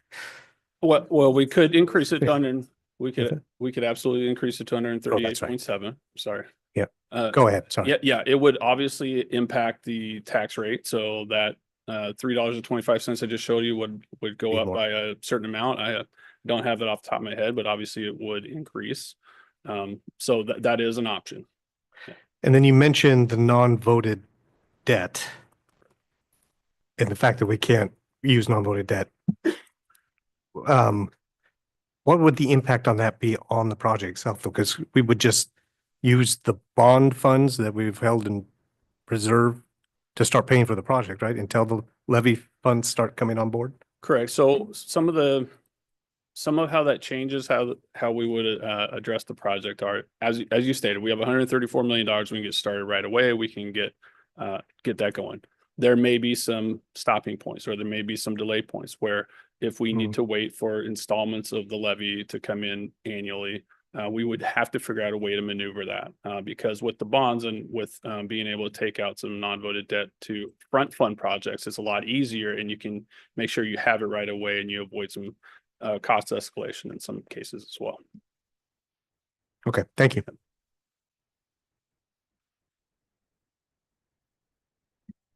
Dr. Coyne. I think it might be helpful to clarify first, folks, that if you're just joining us now, why, when we were talking about the bond, are we now moving over to a levy? And I think I want to just make sure that the community is understanding this progression and the idea that, with a levy, you need a simple majority. And with, the November measure, we got just slightly over 50%. So we think there's a higher probability that a levy will pass versus a bond. Again, we're hopeful for the February measure, obviously, but I want to just make sure that the community understands why we've made that shift and why we're looking at that specifically. And obviously, Martin, why you were down in Olympia today too, talking about it. And I think it's good to also get the perspective. I know our board late last year, we did a work study about education funding. We had a conversation just looking across the 50 states that require more than a simple majority to pass a bond. And I was doing simple math, or not math, but just counting. And we are one of only 14 states in the United States, if I counted correctly. If that's right, but 14 I counted that are above simple majority, above 50. So some, I think Idaho has even higher. It's like 2/3 majority that you have to get. But I think that's impactful too. Again, when we think about the conversations you were having today, and as a state, does that continue to make sense for us to be in this very small minority of states where you have to get to 60% to pass a bond, which in this political environment, to get anything at 60% is hard, as we saw in November. So I just wanted to kind of paint that picture again as we're shifting from bond to levy, and why we're talking about this and why this becomes an option. And I think as Director Taylor said too, I think, and I agree with what Director Gallinger said, I think it's good for us to talk about all of our options, because the Plan B options that we reviewed at our December meeting, I don't think any of us up here want to see us go down that direction. I think it was good that we had a dialogue about it, but I think it is good that the community knows, hey, we have a plan. We do not want to go there unless we absolutely have to. And that's why bond in February. If that does not pass, then our next option would be a levy. And this is why a levy, because again, we think it only needs the simple majority to pass. So I just wanted to share that perspective. Milo. Hi. I wanted to ask about if the difference between the bond and the levy, would the school construction and everything get done at a later point with the levy because of the delay, having to wait for funding, or would they theoretically get built and ability to be used in the same school year time frame? That's a great question. I think there's definitely the risk that it would delay the project. If I'm being completely honest, but it changes the funding mechanism, and if it changes when it comes in. So I couldn't guarantee that we could keep on the same schedule now. Sydney. So I think I said last meeting, for me, it's really important to be very clear about the order that we're going to go in, right? And to not, to have that transparent conversation of what's the steps we're going to go through. Obviously, I think the right thing is for us to pass the bond. I think that shows up in the tax rate. I think it shows up in the timeline for the major project. I think it shows up in being able to do, again, the safety and security improvements, which are incredibly important. I think we then kind of get to lesser good options, which we're absolutely going to be required to do. So I think the levy is the next point that we get to. I think you laid out well what it would entail. I think the questions of what does it mean for timeline and all that, they're important. But I think in general, the big picture is it's obviously the next approach that we can take. I think then for me, it's important when we get to where we may have to make other tough decisions about the current structure, we've exhausted all the options we feel like we have. And I think that that's really important. I know I certainly at last board meeting was agitating very much that we act with a sense of urgency to have solutions. I think what's great about having all your meetings out in public is you can have perceptions of the data and then you get good data. And so I appreciate that we've been able to share better information about the current population, whether it's FTE or headcount, but the population challenges in each school. And I think those really do change for me, maybe the first line of defense in some of those, I'll call them Plan C options later. And I think the message superintendent or board president sent out, which is we're looking at a minimum the next school year. I'm in the wrong year now, 26. The 26 school year in which we could get into any of those options anyway. So I think that makes sense. I still have a sense of urgency, maybe in the short term, about operational things we can do within our buildings. And I know that our administrators and our staffs are looking at that every day to make things run as smoothly as they possibly can. But if there's other things we can do, I definitely want to make sure we're doing those in the short term. But I do think it's really important that we lay out a clear plan ahead that this is important.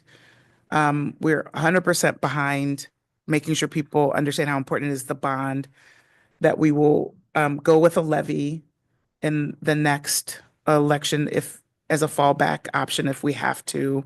It has different implications to amount of time and interest dollars that we have to be aware of to do that. And then we'll move forward with what really becomes the next level. So I think I still have more questions about how do we still accomplish the safety and security items? How would that work if this is the approach that we need to go with the levy and the lower dollar amount? Sure. And one way to address some of the safety concerns is to include that in the conversation of the critical repairs levy in next year. Okay. So there may not be as much that could be accomplished when you have other things like the repair needs and the other things that you need to include in that, but that there is an opportunity to infuse that into that funding request.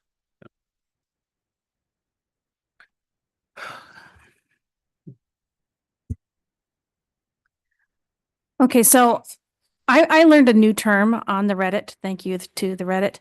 Explain it to me like I'm 5.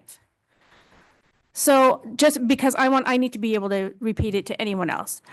In our last presentation, we said we needed 138 some odd million to finish the high school. Yet in this levy, we're asking for 118.7. Those don't compute. How do I have a shortage when it can actually take more time, which then I'm at risk for escalated costs? Sure. Slide 3.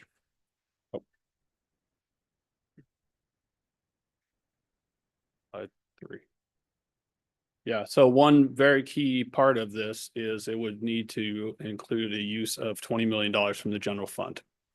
And so we use that as one of the assumptions to create this projection. And so that is not, that is not part of the bond conversation, right? So in this, we would need to utilize that to get to a number that gets us to close out the project. And so that, that does take its toll on the general fund. Yep. Okay.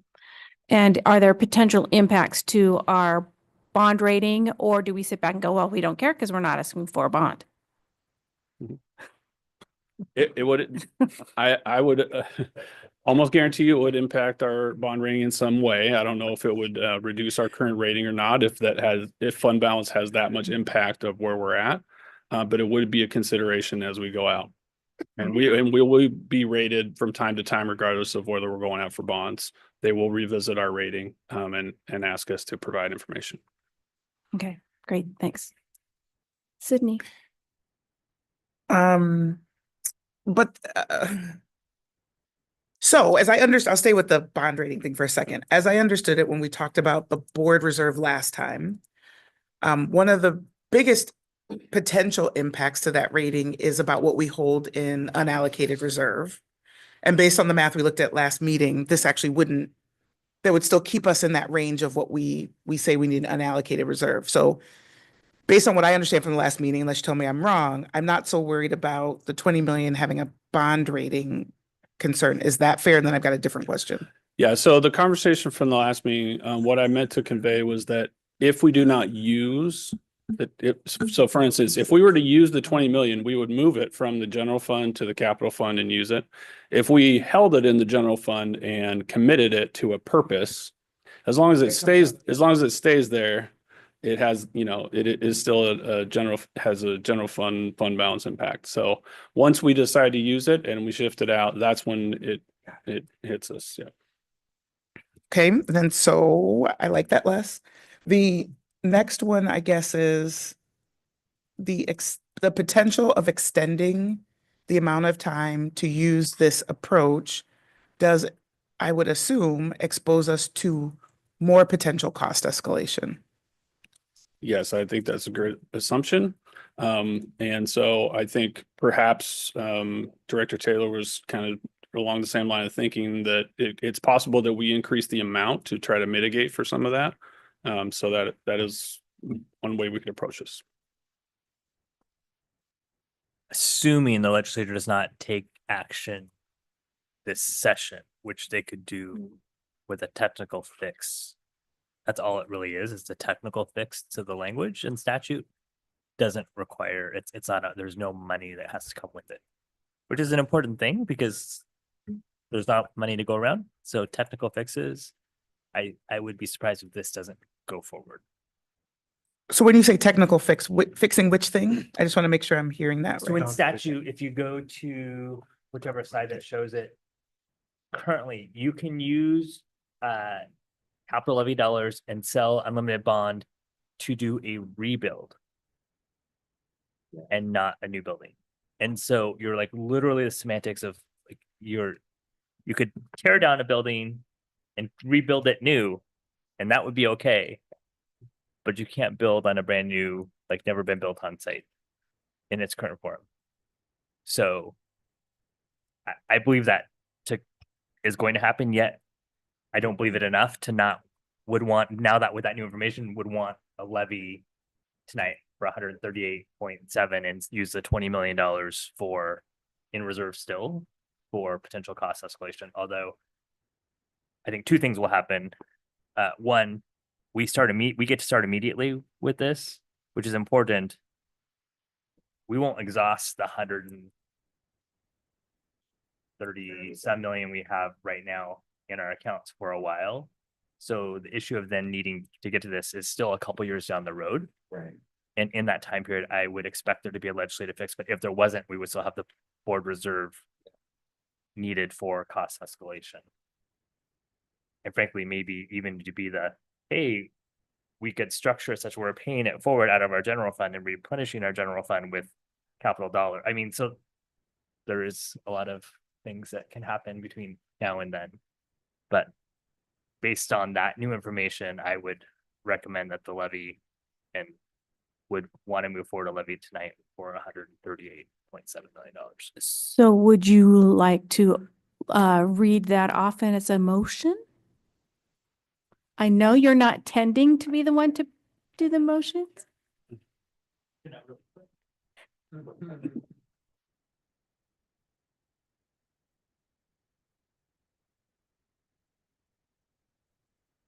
I move the board adopt. But sorry, actually, before I do that, clarifying question. The resolution we're adopting is that blank such that you will fill it in with the numbers that we then. Well, as it is right now, the numbers are included at 118, which we can modify based on the. So the You're right. process would be to go forward with the motion that you have there, then we can amend the resolution. And then once we amend the resolution, we can then, which is essentially amending the motion, and then we can But I can just vote on. motion the first time. Yeah, with a different number. Okay. Different number. So I move the board adopt resolution 1235 authorizing a 6-year capital levy for $138.7 million. This proposition authorizes the district to levy the following, or to levy XX taxes on taxable property within the district to accommodate this amount. Second. Okay, any additional board discussion? Yes, tell me why you went to 138. So we're essentially going to, so if we say November was plan A, February is plan B, this is plan C, trying to be as like maybe so lean that we're cutting into put ourselves at operational dollar risk, but willing to show the community like this isn't something that this isn't a like extracurricular activity we're going after. Like this is an absolute critical need. So trying to make it as small as possible, because with capital levies, every million you add is going to add to the tax rate. And so to be super sensitive to the tax rate, because what we heard in November was the tax rate increase that was proposed of 29 cents was too high. Yeah. And that's why in February it's 0 cent tax rate increase. So trying to be in the much of meeting the middle as possible, knowing that the limit of a levy is 6 years and trying to get as little as possible. So I would say that this would allow us to ensure we have the money to finish the project, and having that board reserve still there would be an important part for the cost escalation that may occur as a result of capital.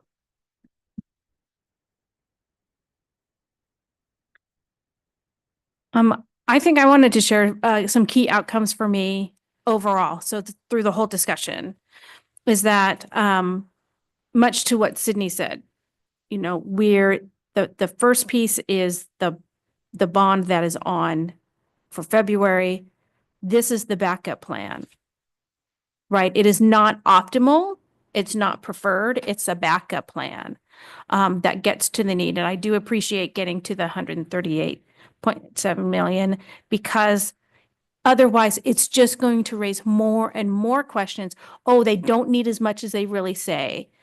Right? I think having that clarity, having that consistency is going to be very important.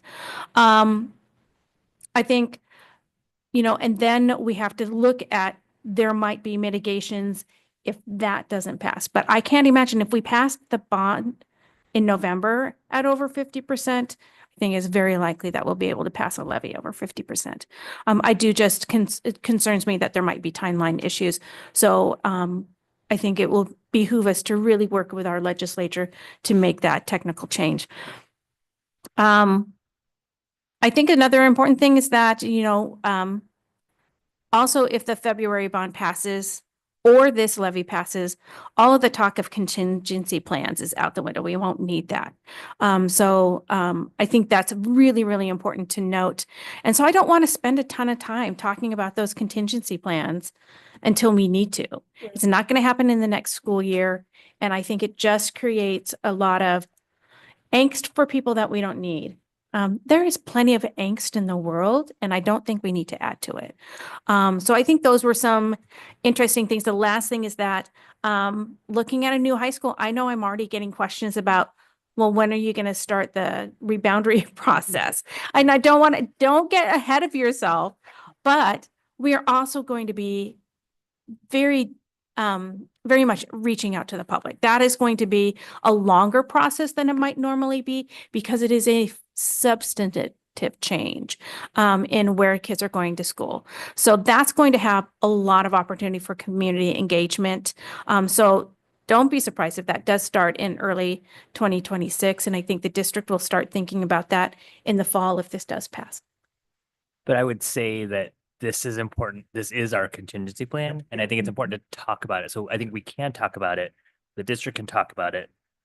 And, in our town hall to talk about that. Because they'll ask like, well, what would you do since, in November, the first bond that has not passed in this community in 25 years. So like, what are you going to do? Like, well, we're going to come out again. Now, here's what it'll look like. And I will feel much more comfortable moving down the road for contingency planning should neither of these measures pass. Mhm. And that you can get me there before the way you couldn't get me there last meeting. Any other comments about the motion? I have another Yes, comment. Ms. Mullins. Motion. I guess what I'd like to maybe talk through, which isn't directly related to this motion, but it is for me another component, which is back to that revenue generating part of this. Like, how can we move forward to at least scope what could be potential in the development of that acreage? I think it would behoove us to look at that regardless, That's what I'm because saying, like, how do we how do will always have building issues, right? This isn't the last, while it might be the newest high school, and hopefully we won't have to have a brand new school added to our system for a very long time. It won't be the last building that we touch. And so I think we have to think about what are other ways, rather than just going into the pockets of taxpayers, in order for us to get funding. Yeah, I agree. I think it's just part of the contingency planning that we're talking about. This is another potential contingency that we should consider. And if we move forward with just a levy, it doesn't address the what we're looking at for all of the high schools to look at career and technical education. Right. Okay, so that would, I guess, get me there to say, because it does feel like by this option, we're getting so thin, like we're getting pretty close to the bone. I appreciate the 138 here. I think that we're not cutting into the flesh at that point. But I do want at least for us to start down the process of talking about what it might mean to look at the property available to us on that same site for development as a revenue generating source, a potentially revenue generating source. So we have that as well. Hoppa, is your hand up? Okay. I'm sorry, I needed a mint. Are there any other questions, comments, Superintendent? I appreciate the feedback and the robust conversation and the clarity about the conversation and the sequence of events and the role that this upcoming date of February 11th plays in the next sequence of events. So much appreciated. Okay, hearing no other conversation, I will ask all those in favor of the motion, say aye. Aye. I, Any opposed? The ayes have it. Great, thank you. So the next item, because we're not done talking about money, is a 2025-2026 budget guideline discussion. So each year, the board sets guidelines to direct the district as it creates the budget for the upcoming school year. And yes, it is already time to begin planning for the 2025-2026 school year. We will hear from the district, provide opportunity for the public input, and board, please interject if I start to skip that part, and then allow for a board to ask questions and discuss. This is basically like how Martin experienced his morning in Olympia, 3 bills in a row. Yes. So yes, Martin is Actually, still I'm here. supposed to, I Oh. even have it bolded. Call for a motion before discussion. I move the board adopt the 2025-2026 district budget development guidelines as presented. Second.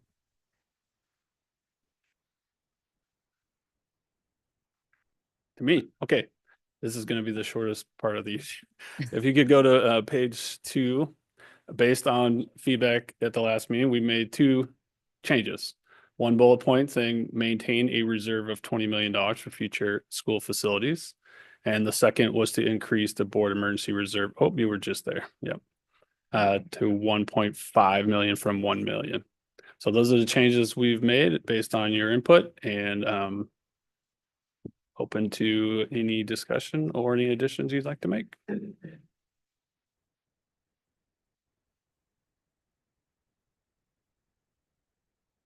Okay, so is there any, that's what I was asking. Actually, the students are voting on OE 9 today. Okay. So before we go into board discussion, are there any comments from the online crew? Any budgets from the public? Seeing none, we will go to board questions or comments. Dr. Gallinger. I would say thank you for making these changes. I just want to highlight with the community, like we're doing everything we can to maximize the impact of our dollars, and knowing from a capital spending standpoint, I think having this reserve, whether it's a bond in February or a levy in April, will be really important.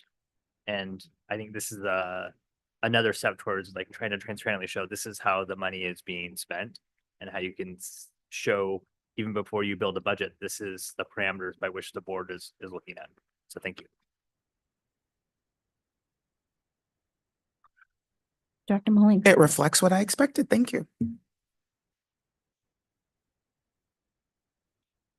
Okay, seeing no other comments, I do appreciate that we have this update, and with that, I will ask the board if all those in favor say aye. Aye. Any opposed? The ayes have it. So next we have monitoring report, operational expectations 9, communicating with the public. This is our first monitoring report of 2025, so we'll be focused on communication to the public.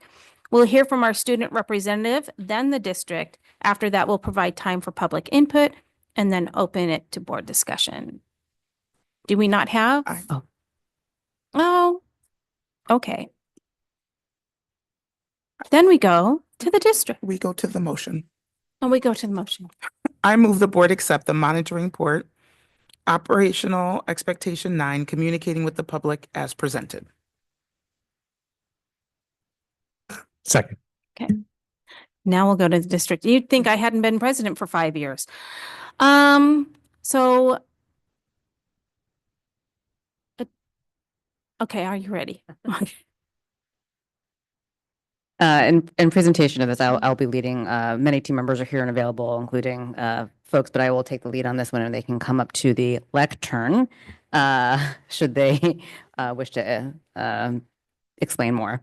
So this operational expectation 9 has previously actually been on the consent agenda as a former iteration of executive limitation 9, but has changed significantly as part of the board's work to shift from policy governance to coherent governance. So tonight provides an opportunity for the board and I to discuss new interpretations and possible evidence in those areas that have been added to this this language and verbiage. So in addition to to action to approve this, I look forward to hearing that discussion and talking a little bit about some of the highlights over the past year. So in section 1, I'll just pull forward that the emphasis on the two-way communication and collaborative approach is really helpful, and I appreciate that, and ensures that our community voices are integral to decision-making processes.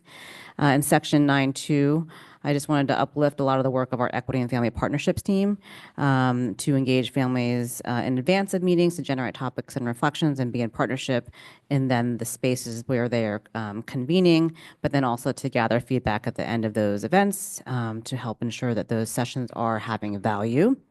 And I do think that there will be great evidence already, right, in future monitoring years. One of the things that was discussed about this shift in the OE was that a lot of the work that we're doing already and the policy language changes reflect some of that and allow us to bring that forward more into the light for discussion and review.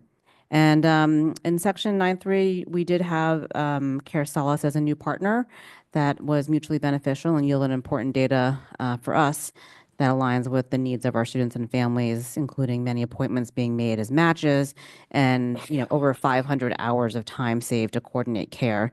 In addition, we do have the partnership with Swedish Mental Health. So these are aspects that were not present previously in communicating with the public, and I think these are really important elements I wanted to highlight as an opportunity to calibrate and align with the board as we prepare to fully monitor this as in its iteration for next year. And then, I think in section 9.4, this is a new section as well, but it is an opportunity to highlight and receive feedback on our efforts and communications overall to show our good work, not our good work, actually, our students' great work and our teachers and schools' great work in learning and activities and athletics and all of the things that happened, and how we can also start to measure the impact of those communications where we can. So there are actually several awards last year that would be sample evidence I would offer as some examples that we would be putting forward potentially on a routine basis. And section 9.5 is consistent with the prior version of executive limitation 9. And that data has been updated this year, and that's really what is we're monitoring essentially for last year officially and is presented for your discussion and approval. And so in addition to our communications team, I know that specifically Elena Sivadasan is also available to share additional information about the proposed evidence that we have also provided. So open to discussion from the board. Okay, do we have any board questions?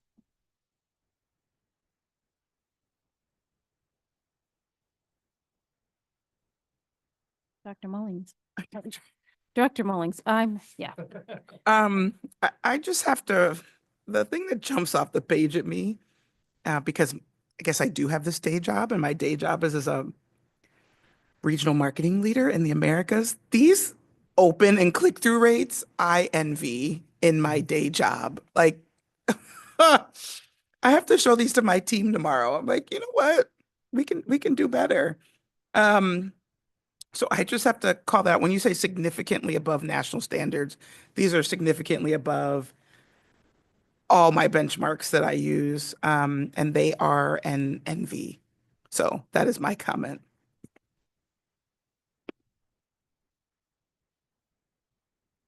I would say gratitude. Thank you for, this is like a transition type report, and I appreciate your previewing,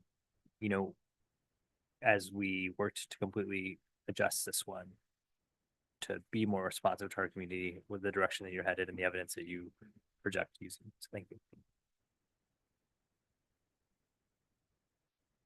Dr. Coyne. I would second those comments too. I and particularly highlighting 9.1 in terms of just ensuring the timely flow of information and appropriate input. I mean, I think the bomb cyclone storm in November and the great communication that went out there. And I think just broadly too, again, tying it back to the bond conversation and the wonderful communication and how quickly the team has worked to to account for input, requests. And so this was well done in terms of how this is outlined. So thank you.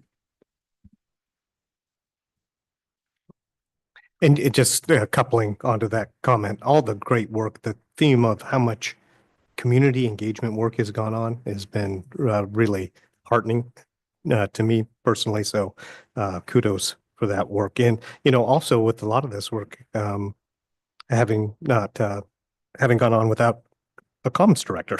So the staff that was doing all this work in the interim period there really did a great job as well. So. Any other comments maybe from students or? Yes, Naomi. I have a question, if that's okay for right now. Relating to, I was reading through the report yesterday and relating to 9.3, and this might not be information that we can share because it's related to like private medical information. I was just wondering, like, do we have numbers that tell us how many students or families are utilizing Care Solace, SIS, and Swedish medical or mental health counseling programs in each of our schools? We do have data, and at this point, we didn't include it in detail here, and that would be, I think, helpful data to see. I think it would be important. I appreciate your attention to privacy. We are held to that not only by law, but also moral obligation as well. But we did see in last year, over 700 students were seen. So that's just a helpful sample. And that is good input to know, so we can consider including that in the future.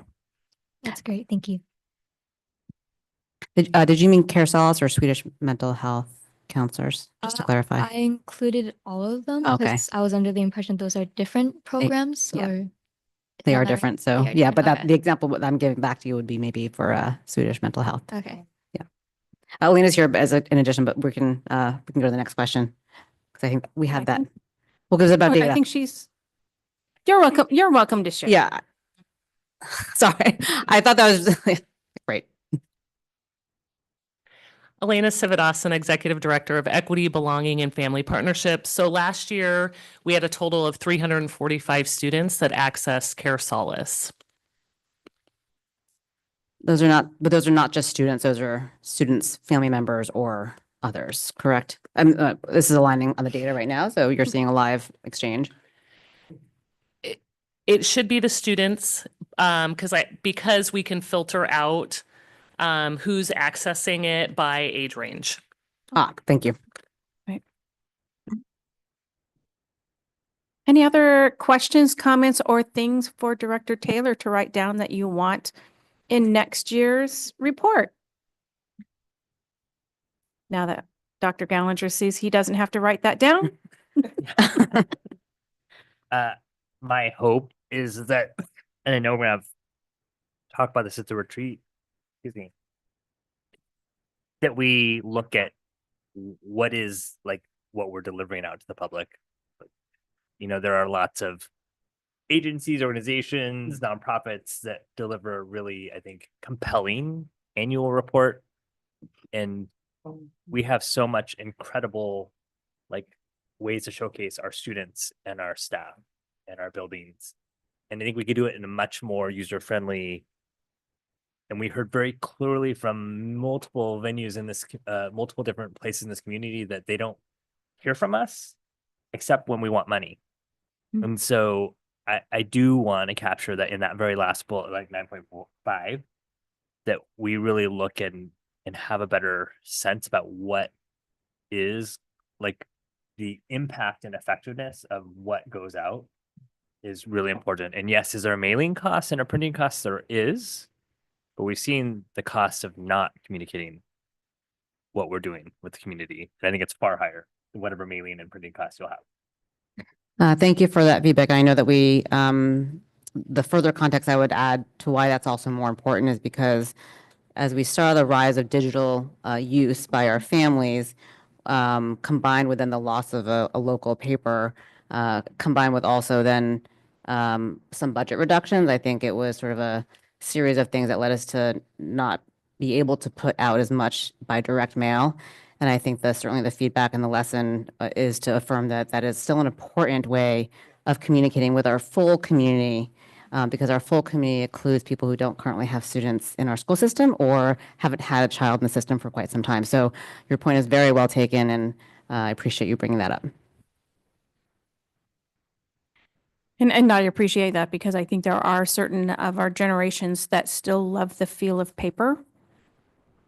And that is important to them. And I think if there's, and I know, I was gonna say me. I would agree. And well, no, I was thinking, yes, I'm one of those generations as well.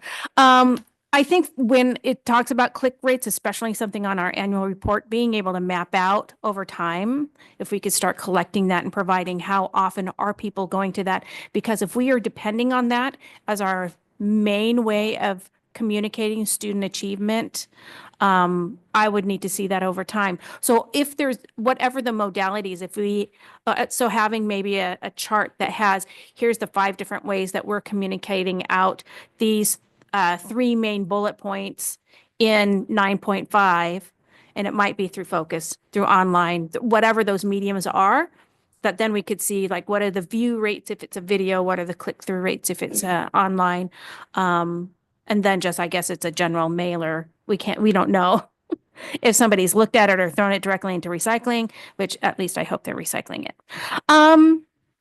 after they read it. The other thing is I wanted to mention is I appreciate the opportunity for the board to really look at what is this operation expectation, because it's expanded far beyond just putting out an annual report. And when we talk about community engagement, community connectedness, and that there's so much more of that in there. So I do really appreciate that piece. And again, if there's any other data points that you think might be necessary that are missing, if you can't think of it tonight, at least giving it to staff over the next 2 weeks would be helpful. So with that, we have a motion. All those in favor say aye. Aye. Oh, wait. This one, I'm gonna get this by December. First, we have our student advisory vote. And was there any student input related to this when you talked about it? I know you probably reflected on it prior in your like preparation meeting.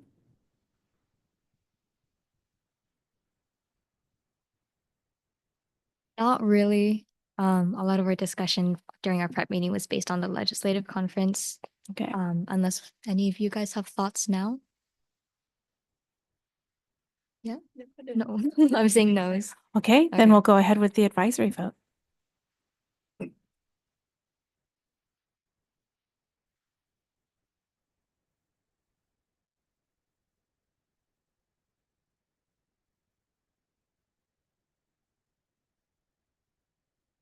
Okay.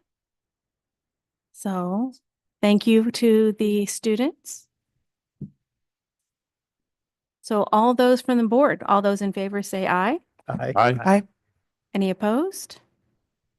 The ayes have it. Thank you so much.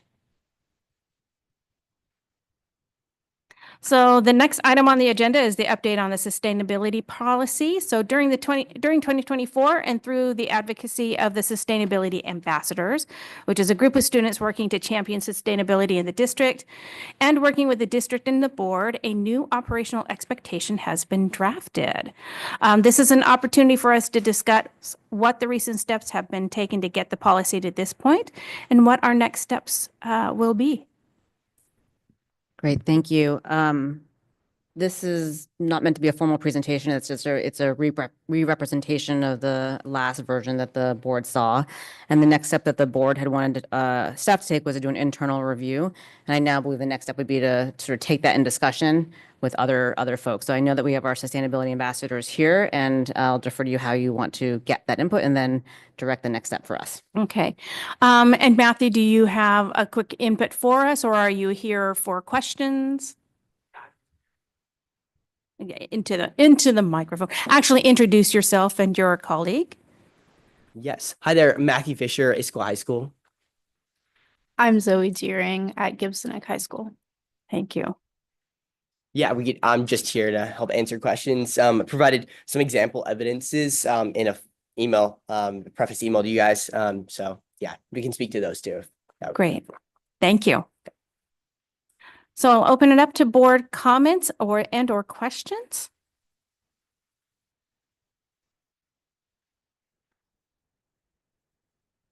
No. Director Coyne. I really just comments for both of you and for the entire group. Just again, wonderful work and appreciate the initiative that you've taken to put this together, and excited that this is coming to fruition. And I think it looks great. I don't have any remaining questions. Anyone else? Director Gallinger. Can you clarify what you would want out of 17.6?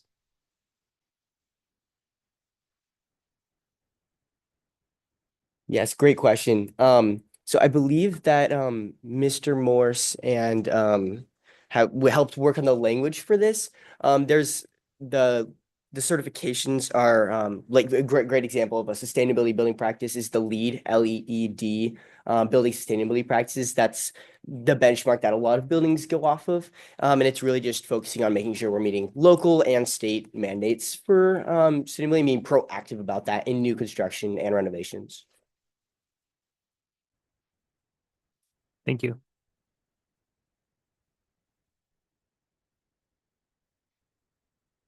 Yes, Director Mullings. Did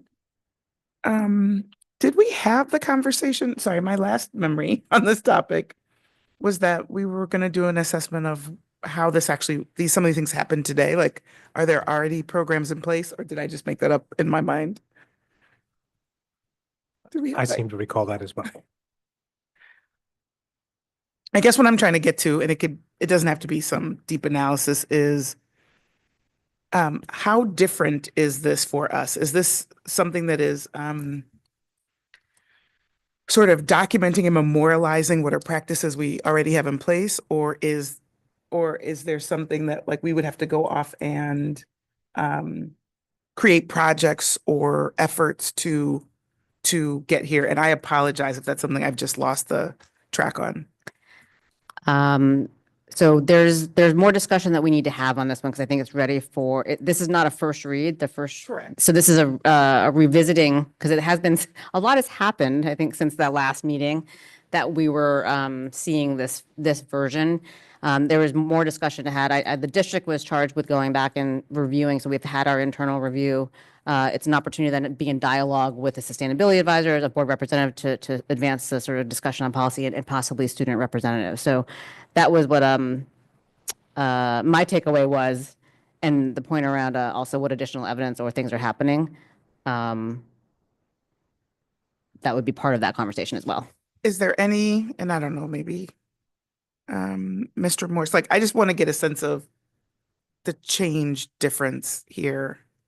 Is and those did that come up in the conversation? I mean, there are some differences. So our team has had an internal review, and I can go through some of these things right now and share them. If that's helpful. That would be helpful for me.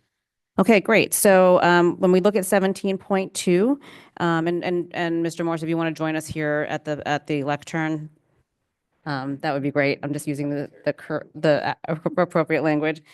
And this is not something we've had a dialogue with Matt or Zoe or other student representatives or other board representatives as well. This has been an internal staff review. So we would consider for 17.2 adding a different sentence structure that we would have to sort of say, because it's oh, I'm sorry, let me start from the top. I have a lot of comments actually and notes to share. But the superintendent shall ensure sustainability is embedded throughout the district, with the comment that is somewhat sprinkled below in all of the 17 points or dots that we would have while considering available district financial resources. It is important because it does pop up in some of them, but not all of them. And then we also need to consider resource investments and rely on other additional revenue sources. And then in the next one for, I think, 17.2, the word robust Didn't, it's a waste management program. I don't know what robust would be. So those are some examples. No, and that's I a can great, keep going through this. that's a great example. And I guess maybe that, I looked at the word robust and I cannot remember what my kids did in elementary school. They were on a green team or something. They threw, is that Waste Watchers? Yes, Waste Watchers. Is that what good looks like in some of these? Maybe that's what would be ultimately helpful for me to get to your point is like, what does good look like? Remember, I'm from the Midwest. The West Coast is a lot different place for recycling and sustainability.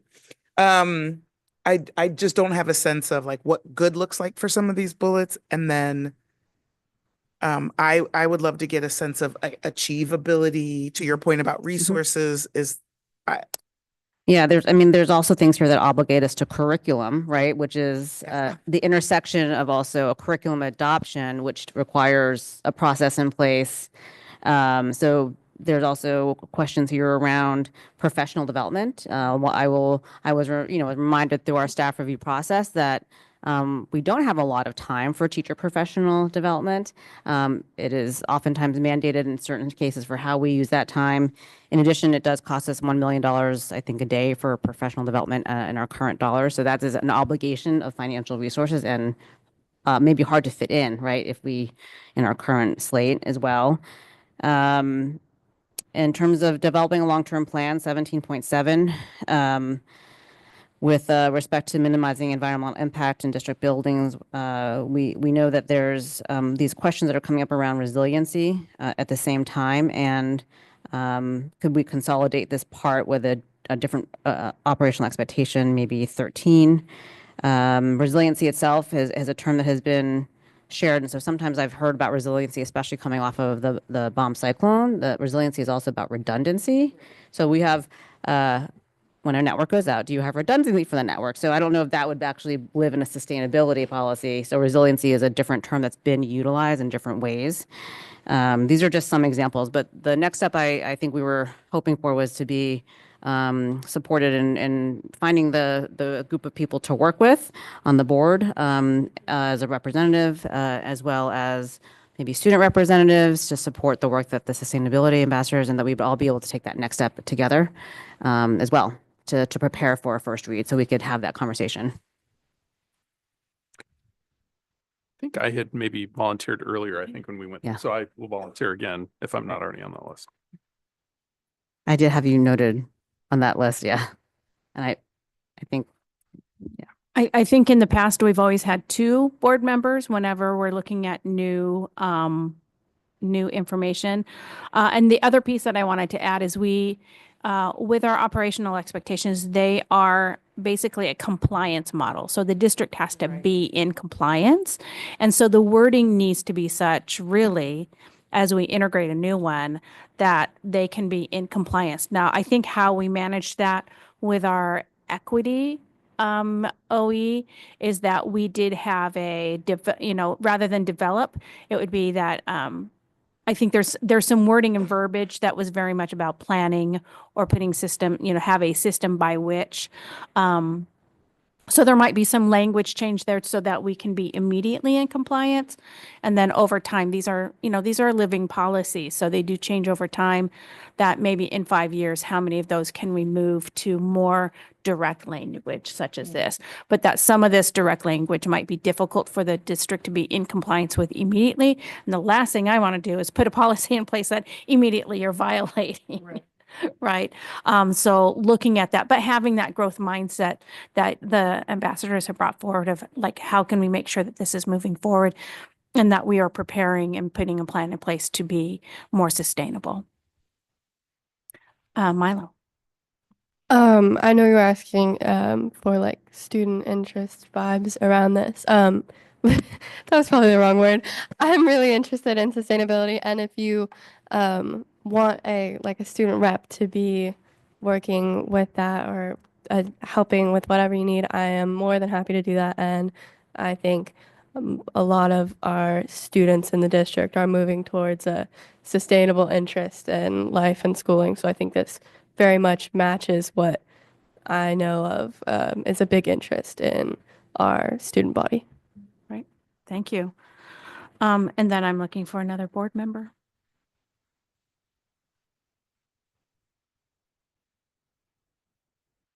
Can I raise my hand for a comment and not to volunteer? I'm sorry. While people are thinking about that. Sure. Sure. Sure. I guess in my mind, I'm just going through the order of things. Like, what's the right order to get to closure, which is how my brain is wired. And so I love the effort to date. I love the follow-up even more about what happened to the topic. I think that's great. I am wondering what's the right sort of orders of steps. For me, what went through my mind are we at a place now that maybe this is more about a resolution from the board of a commitment to sustainability, and then we actually go through a process to get the input, build out what the policy is? That's one mind I have.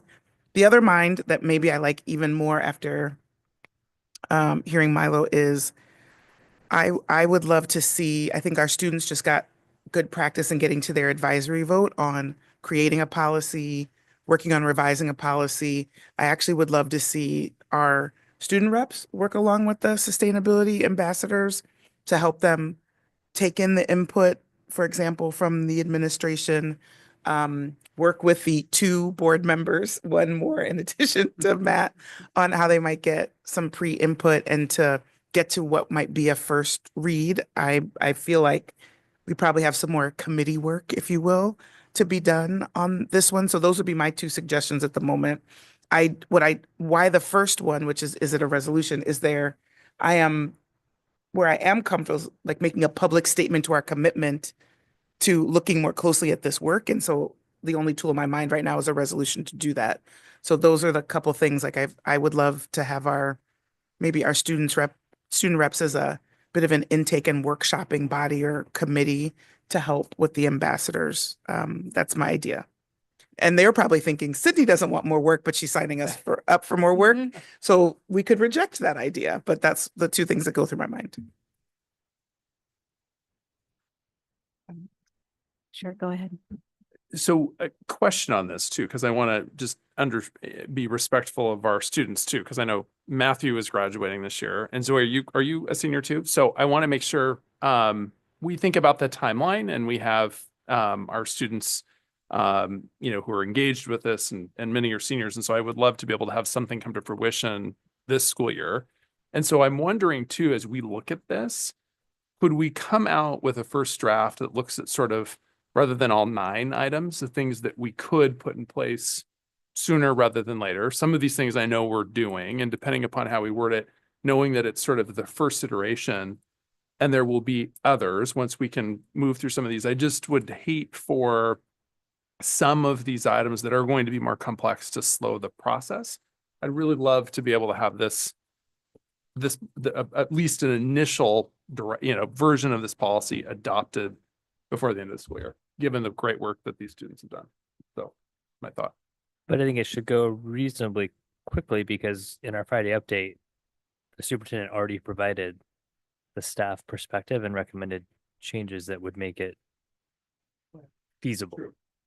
So I think it's really could be done in a single meeting of putting together staff, student representative, sustainability ambassador, board member. Like, let's get it all together and bring it to first read. Let's make sure the 4 parties are comfortable with this and move to first read. I think that's what we're needing, is just coordination of one meeting to make sure we're all at consensus, so we can move it to first read, and then the board can make adjustments, and the staff could also weigh in on it as well. But so I don't think it takes much personally. So I guess that's me maybe leaning into this process. Yeah, I knew that was coming. No, that perspective is, no, I appreciate that, because I wasn't sure. You're a volunteer. As long as it's coordinated with another meeting, like, before our next work study or something, I could pull that off. Well, I guess, wait, one request though for all of us, after February 11th. That's going to be a stipulation that I would have, if everybody's comfortable with that. I want to make sure we're laser focused on the bond right now. So that would be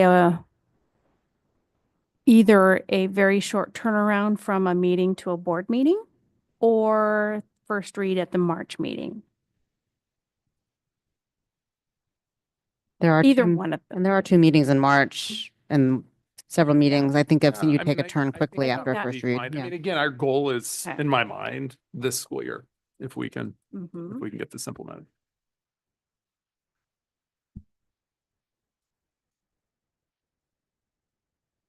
Okay, I'm sorry, I'm taking notes. Great. I like this because we went from not knowing where we were at to, I think, some finalized possibility of bringing a first read to the board by the first March meeting, with one meeting to really spell out and finalize language. Any other thoughts? Okay, so with that, thank you for your time. Thank you for the robust information that you've provided, not only here, but in the supplemental materials that you provided. And I think And I think we can also give out other student reps that maybe weren't here right now to also maybe join in with Milo as well, so we can make sure it's open. Think about it, and we can Right. have some time to add you. Okay, Thank you. okay. On to legislative matters. So, it's already been a busy start to the legislative session. So would you like to share out, Director Taylor? What would I want to share out? That's a good question.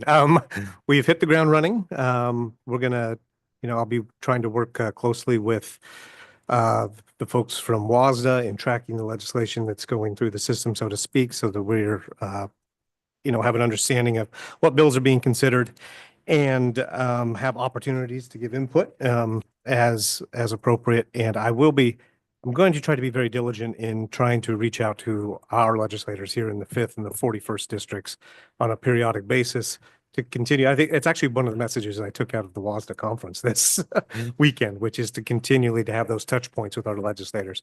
So I'll be doing that. With that in mind, I'm actually having a conversation with Representative Hunt next week, who's making some time to talk a little bit about some of the bills that are in legislature, and also an opportunity to kind of a primer on education in the state of Washington, because she's new in her role and is asked for some of that background and information. So I hope I have a good conversation there. And for my colleagues, I will just try to keep you up to date as much as I can, hopefully on a weekly basis, as to what's going on. And then I wanted to add to that so that we're still looking forward to Advocacy Institute at the beginning of February. So WASDA is hosting an FRN, the FRN group from WASDA will be meeting on Tuesday evening to somewhat finalize our talking points on a variety of topics, including special ed and mental health supports. And so once I have that, I'll have more information about then what information I could get from the district to be specific in that advocacy, and then having that shared with both Director Taylor and myself. So, yeah, it's been busy. I think we've already had testimony given during committee hearings. And so that is always something that if you really need the voice of board members, I know that as I was waiting, I think Dr. Gallinger was waiting to give, were you giving testimony or were you just listening in today? No, I gave testimony. It's a little problematic, but I did. Okay. Follow up on that after the meeting. And so, yes, so there is opportunity for us to do that. And it is a, again, bringing the voice of being an elected official. I also heard another school board member from Tukwila was on the line ready to give input. So it is not unusual for them to hear from us. And especially as you build relationships with legislators, that is helpful for them to hear from Issaquah, who is very involved in legislative issues. Okay, so we will move on to announcement and correspondence. So are there any additional announcements or correspondence from what is put in? Director Taylor. I just want to take an opportunity actually to acknowledge a community member. In December this last year, in 2024, Don Pashek actually stepped down as the president of Volunteers for Issaquah Schools. I think all of us that know Dawn know just what a huge benefit she's been to our community in fighting for funding for our schools. And she's just given tirelessly over the last 15 plus years. Actually, I think 17 years she was with BIS doing that work. So I just wanted to acknowledge her and also thank her personally. Dawn was one of the very first people when I was getting interested in educational issues who sat down with me, spent a lot of time with me to talk about the issues facing funding. And anyway, want to wish her, great success in her future endeavors. And I know that she's available for us to share her knowledge whenever we want to. But anyway, just an acknowledgement to Dawn and all that she's done for our community. Thank you. Any others? Okay, seeing none, we're going to onto calendar and future agenda topics. So we have a couple of actions that need to be taken today. So the first one is a change of a board meeting date due to a weather makeup day.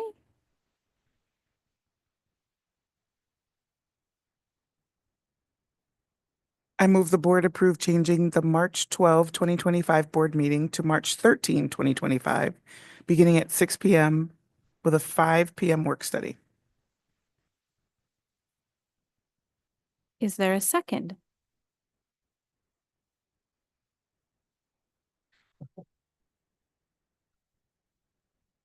Second.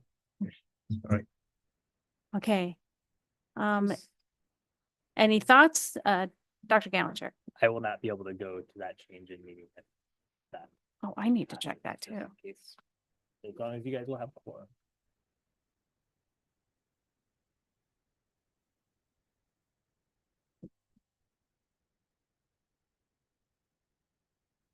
I can attend. Yeah, I can be here. So that's two. I can too. I actually had the 13th already on my calendar. Right, the 13th. Are we moving to the 12th? Or are we moving to? We're moving Oh. it from the 12th to the 13th, All right? Why were we on the Yes. 12th to start with? Anyway, I must have, maybe I messed up Wait. originally. So we're moving it from Wednesday to Thursday. Because Friday was originally a non-student. Yeah. day. Oh, thank So you. that's why I had it on my Thank you, calendar that way. Director Gall. Correct. I'll be here. Okay, so we do have a quorum of the board. So all those in favor say aye. Aye. Aye. Any opposed? The ayes have it. The next thing that we will need is to approve our winter school board retreat times. So do I have a motion? I move the board hold the winter school board retreat on March 3 and 4, 2025, from 9 a.m. to 4 p.m. on each day in the boardroom. Second. Okay, so are there any questions or comments? All those in favor say aye. Aye. Any opposed? Okay. So those were the two items that we had to take action on. I just wanted to put some things in front of you. Looking ahead to the board retreat, we will have homework. So we hope to have that to you by February 24th. So yes, students, even we get homework. Given that we did not go to Olympia during legislative conference and the legislature was doing its swearing in on Monday when we thought we could go in. So we do need to possibly look at some time to go down to Olympia while we can still make a difference. Yes. And need to determine how many students might be able to go with us. Hopefully we could do at least 2 second-year students and 2 first-year students. And I don't know if this is, do you have any proposed dates? Do not, and I will say, I've made an effort at the legislative conference to talk to some of our surrounding districts with the idea that it might be nice to coordinate with another district to go down at the same time, another 2 or 3 districts. And the idea that from a strategic standpoint, that the idea of us trying to kind of pace ourselves throughout the legislative session to make sure that message is continuing to be delivered. That being said, none of our surrounding districts have any plans yet, which is probably not a surprise. So I think we can probably just pick a date, and if folks want to, I'm having those conversations. Maybe we can coordinate with someone or not. I think we should probably just decide when we want to go ourselves, though, at this point. Oh, and that being said, also, Senator Ramos in particular suggested sometime in February, if possible, as once we get into March and the budget decisions are being made and all that, might get a little hard to get some of our legislators' time. So Okay. So I would first look to the superintendent. As far as I understand, this would be basically like students going on a field trip for them. Yes, this would be considered a field trip. Okay. And it would be a 1 day, right? So go down in the morning, come back in the evening. yes, Yes. So there's not going to be any overnight stay for students, in case you were wondering. So I think looking to the board first as to possible dates that you would do in February. So obviously we would be looking at the week of the 10th or the week of the 24th, because the week of the 3rd, AJ and I will be in Washington, DC. And the week of the 17th, people will be on vacation who have children in school. And those of us that don't will go, it's just another work week. So I would look at I'll kick it off the 25th or 26th. Okay. And those are open for me. and I have a recollection, and Director Moraldo, you maybe can help me. I thought Senator Ramos said any day but not Tuesday. Yes, he's in full committee hearing All day long, meetings all day long on Tuesday. So maybe the 26th would be better. Not maybe, it would be. And better. then what are the number of classes you have on Wednesdays? Because Wednesdays are different days anyway. So I think that is another factor, is that you'd be missing fewer classes. So I think Wednesday is actually a good day. So the 26th. Should I lied? You lied. I think I'm traveling this week. Yeah, I don't think I could make either of those weeks just with work Okay. commitments I have. So Well, if we have to push travel, into no. to early March, it would be okay too. That would probably still be hard with me too, because we're in just with my graduating senior and some college visits we're doing. So Can we go to a like a doodle or something? Um, I won't. I That think won't- the only thing is being able to do action. So if we did a doodle, that would be fine. We would just have to do it at our next board meeting for Oh. scheduling. Mhm. Which, I mean, some of the dates we're looking at. So if we were starting to look into March, that's fine. It's only if we wanted to do it like on February 12th, we'd have to decide that now. Otherwise, we can. Well, decide and it. the other way to do it might be to choose several dates and throw them by our legislators and see what their availability is as well. Well, Yeah. we're not gonna have several dates at this point. I mean, well, I won't. Maybe Sydney will, but I think history will show that we. Okay. not. So then if February is out for me, then the next date that I would look at would be.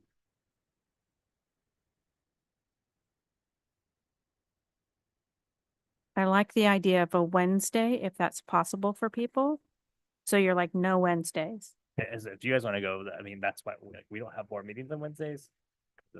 Because Except for the 12th of March. which we don't. Now it's the 13th. Now it's the 13th. Thank you. Yes, Thank we you. only Yes, have I can't Thursday. keep it straight. Yeah.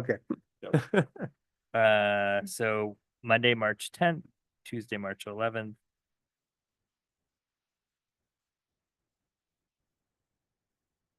I could do either of those dates. I could work either one of those. March 18th. We said not Tuesday, March 17th. Well, and that's one legislator. True. So Very true. 11th is out for me. I could look at 10th. March 10th. Because it'd be ideal if we said it tonight, because the lead time that Emily will need to be able to schedule and Yeah. put the puzzle together, the more Mhm. time, the more flexibility they have in their schedule today. Milo. There we go. I was just gonna add in that maybe for the students, like the better, like the sooner we get it figured out, the better, obviously, because I don't have any time off on my job, and so I'd have to request it like really far in advance, and I would love to come, but like the further in advance I have it, the more I think my boss would let me go. Thank you, Krish. Ditto for adults too. I know we're considering Wednesday because there's fewer classes. I just also want to bring up that on Tuesday, it's also the other block schedule. So instead of all 7, there's only 4. So that is also a better day. That could also work out as well. So. Okay, thank you. But I just heard from Sydney that the I 11th can't is do the out. 11th. Okay. I could do March 10. I don't remember what we just said about March 12. I'm out. It's Wednesday. He's out, but the rest of us have it open already because we were going to be at a board meeting. I can make that week work, so I'm the least obstructionist. I would be driving myself because I would need to be back for a meeting by 5:30 on a Wednesday, on that I Wednesday. could do the Wednesday, the 12th, I think. I just can't do the 11. Wednesday, the 12th should be fine. I can do that. Monday or Wednesday that week. Either one's fine. Yeah. My preference would be for the 10th, just simply because I do have that 5:30 meeting that I Sure. have to like prepare for and stuff. So can we look at the 10th then? You came Okay. for me, yeah. So then can I get a motion? It is Sydney still. If you got it. I don't have a draft. Let's see. We're going to stay on the hill. Yeah. Yes. I move that the board attend a Day on the Hill in Olympia on Monday, March the 10th from 9 a.m. to 4 p.m. Is there a second? Second. Any other discussion? All those in favor say aye. Aye. Any opposed? Okay, there you do. Have that date. As we start to plan for our May 1st superintendent's review, Superintendent and I have determined that she will have her self-reflection to the board by April 21st, I think is the date I wrote down. And I will send out the board survey by the 24th, which I then need it returned to me by the 28th, so I have time to compile it. So I know it's a ways out, but just to be thinking that yes, in April you will have more homework. And as we begin thinking about planning for the 25-26 school year, I also need you all to be thinking about looking at next year's student reps and how long that process is to find them. So I just thought I would put that as a reminder. Any other items for calendaring or future agenda topics that you might want me to put on my list? Hearing none, the board will adjourn into executive session regarding personnel matters pursuant to RCW 4230.110.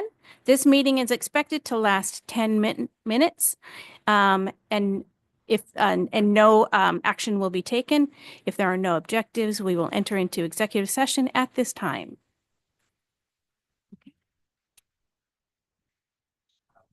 Yes.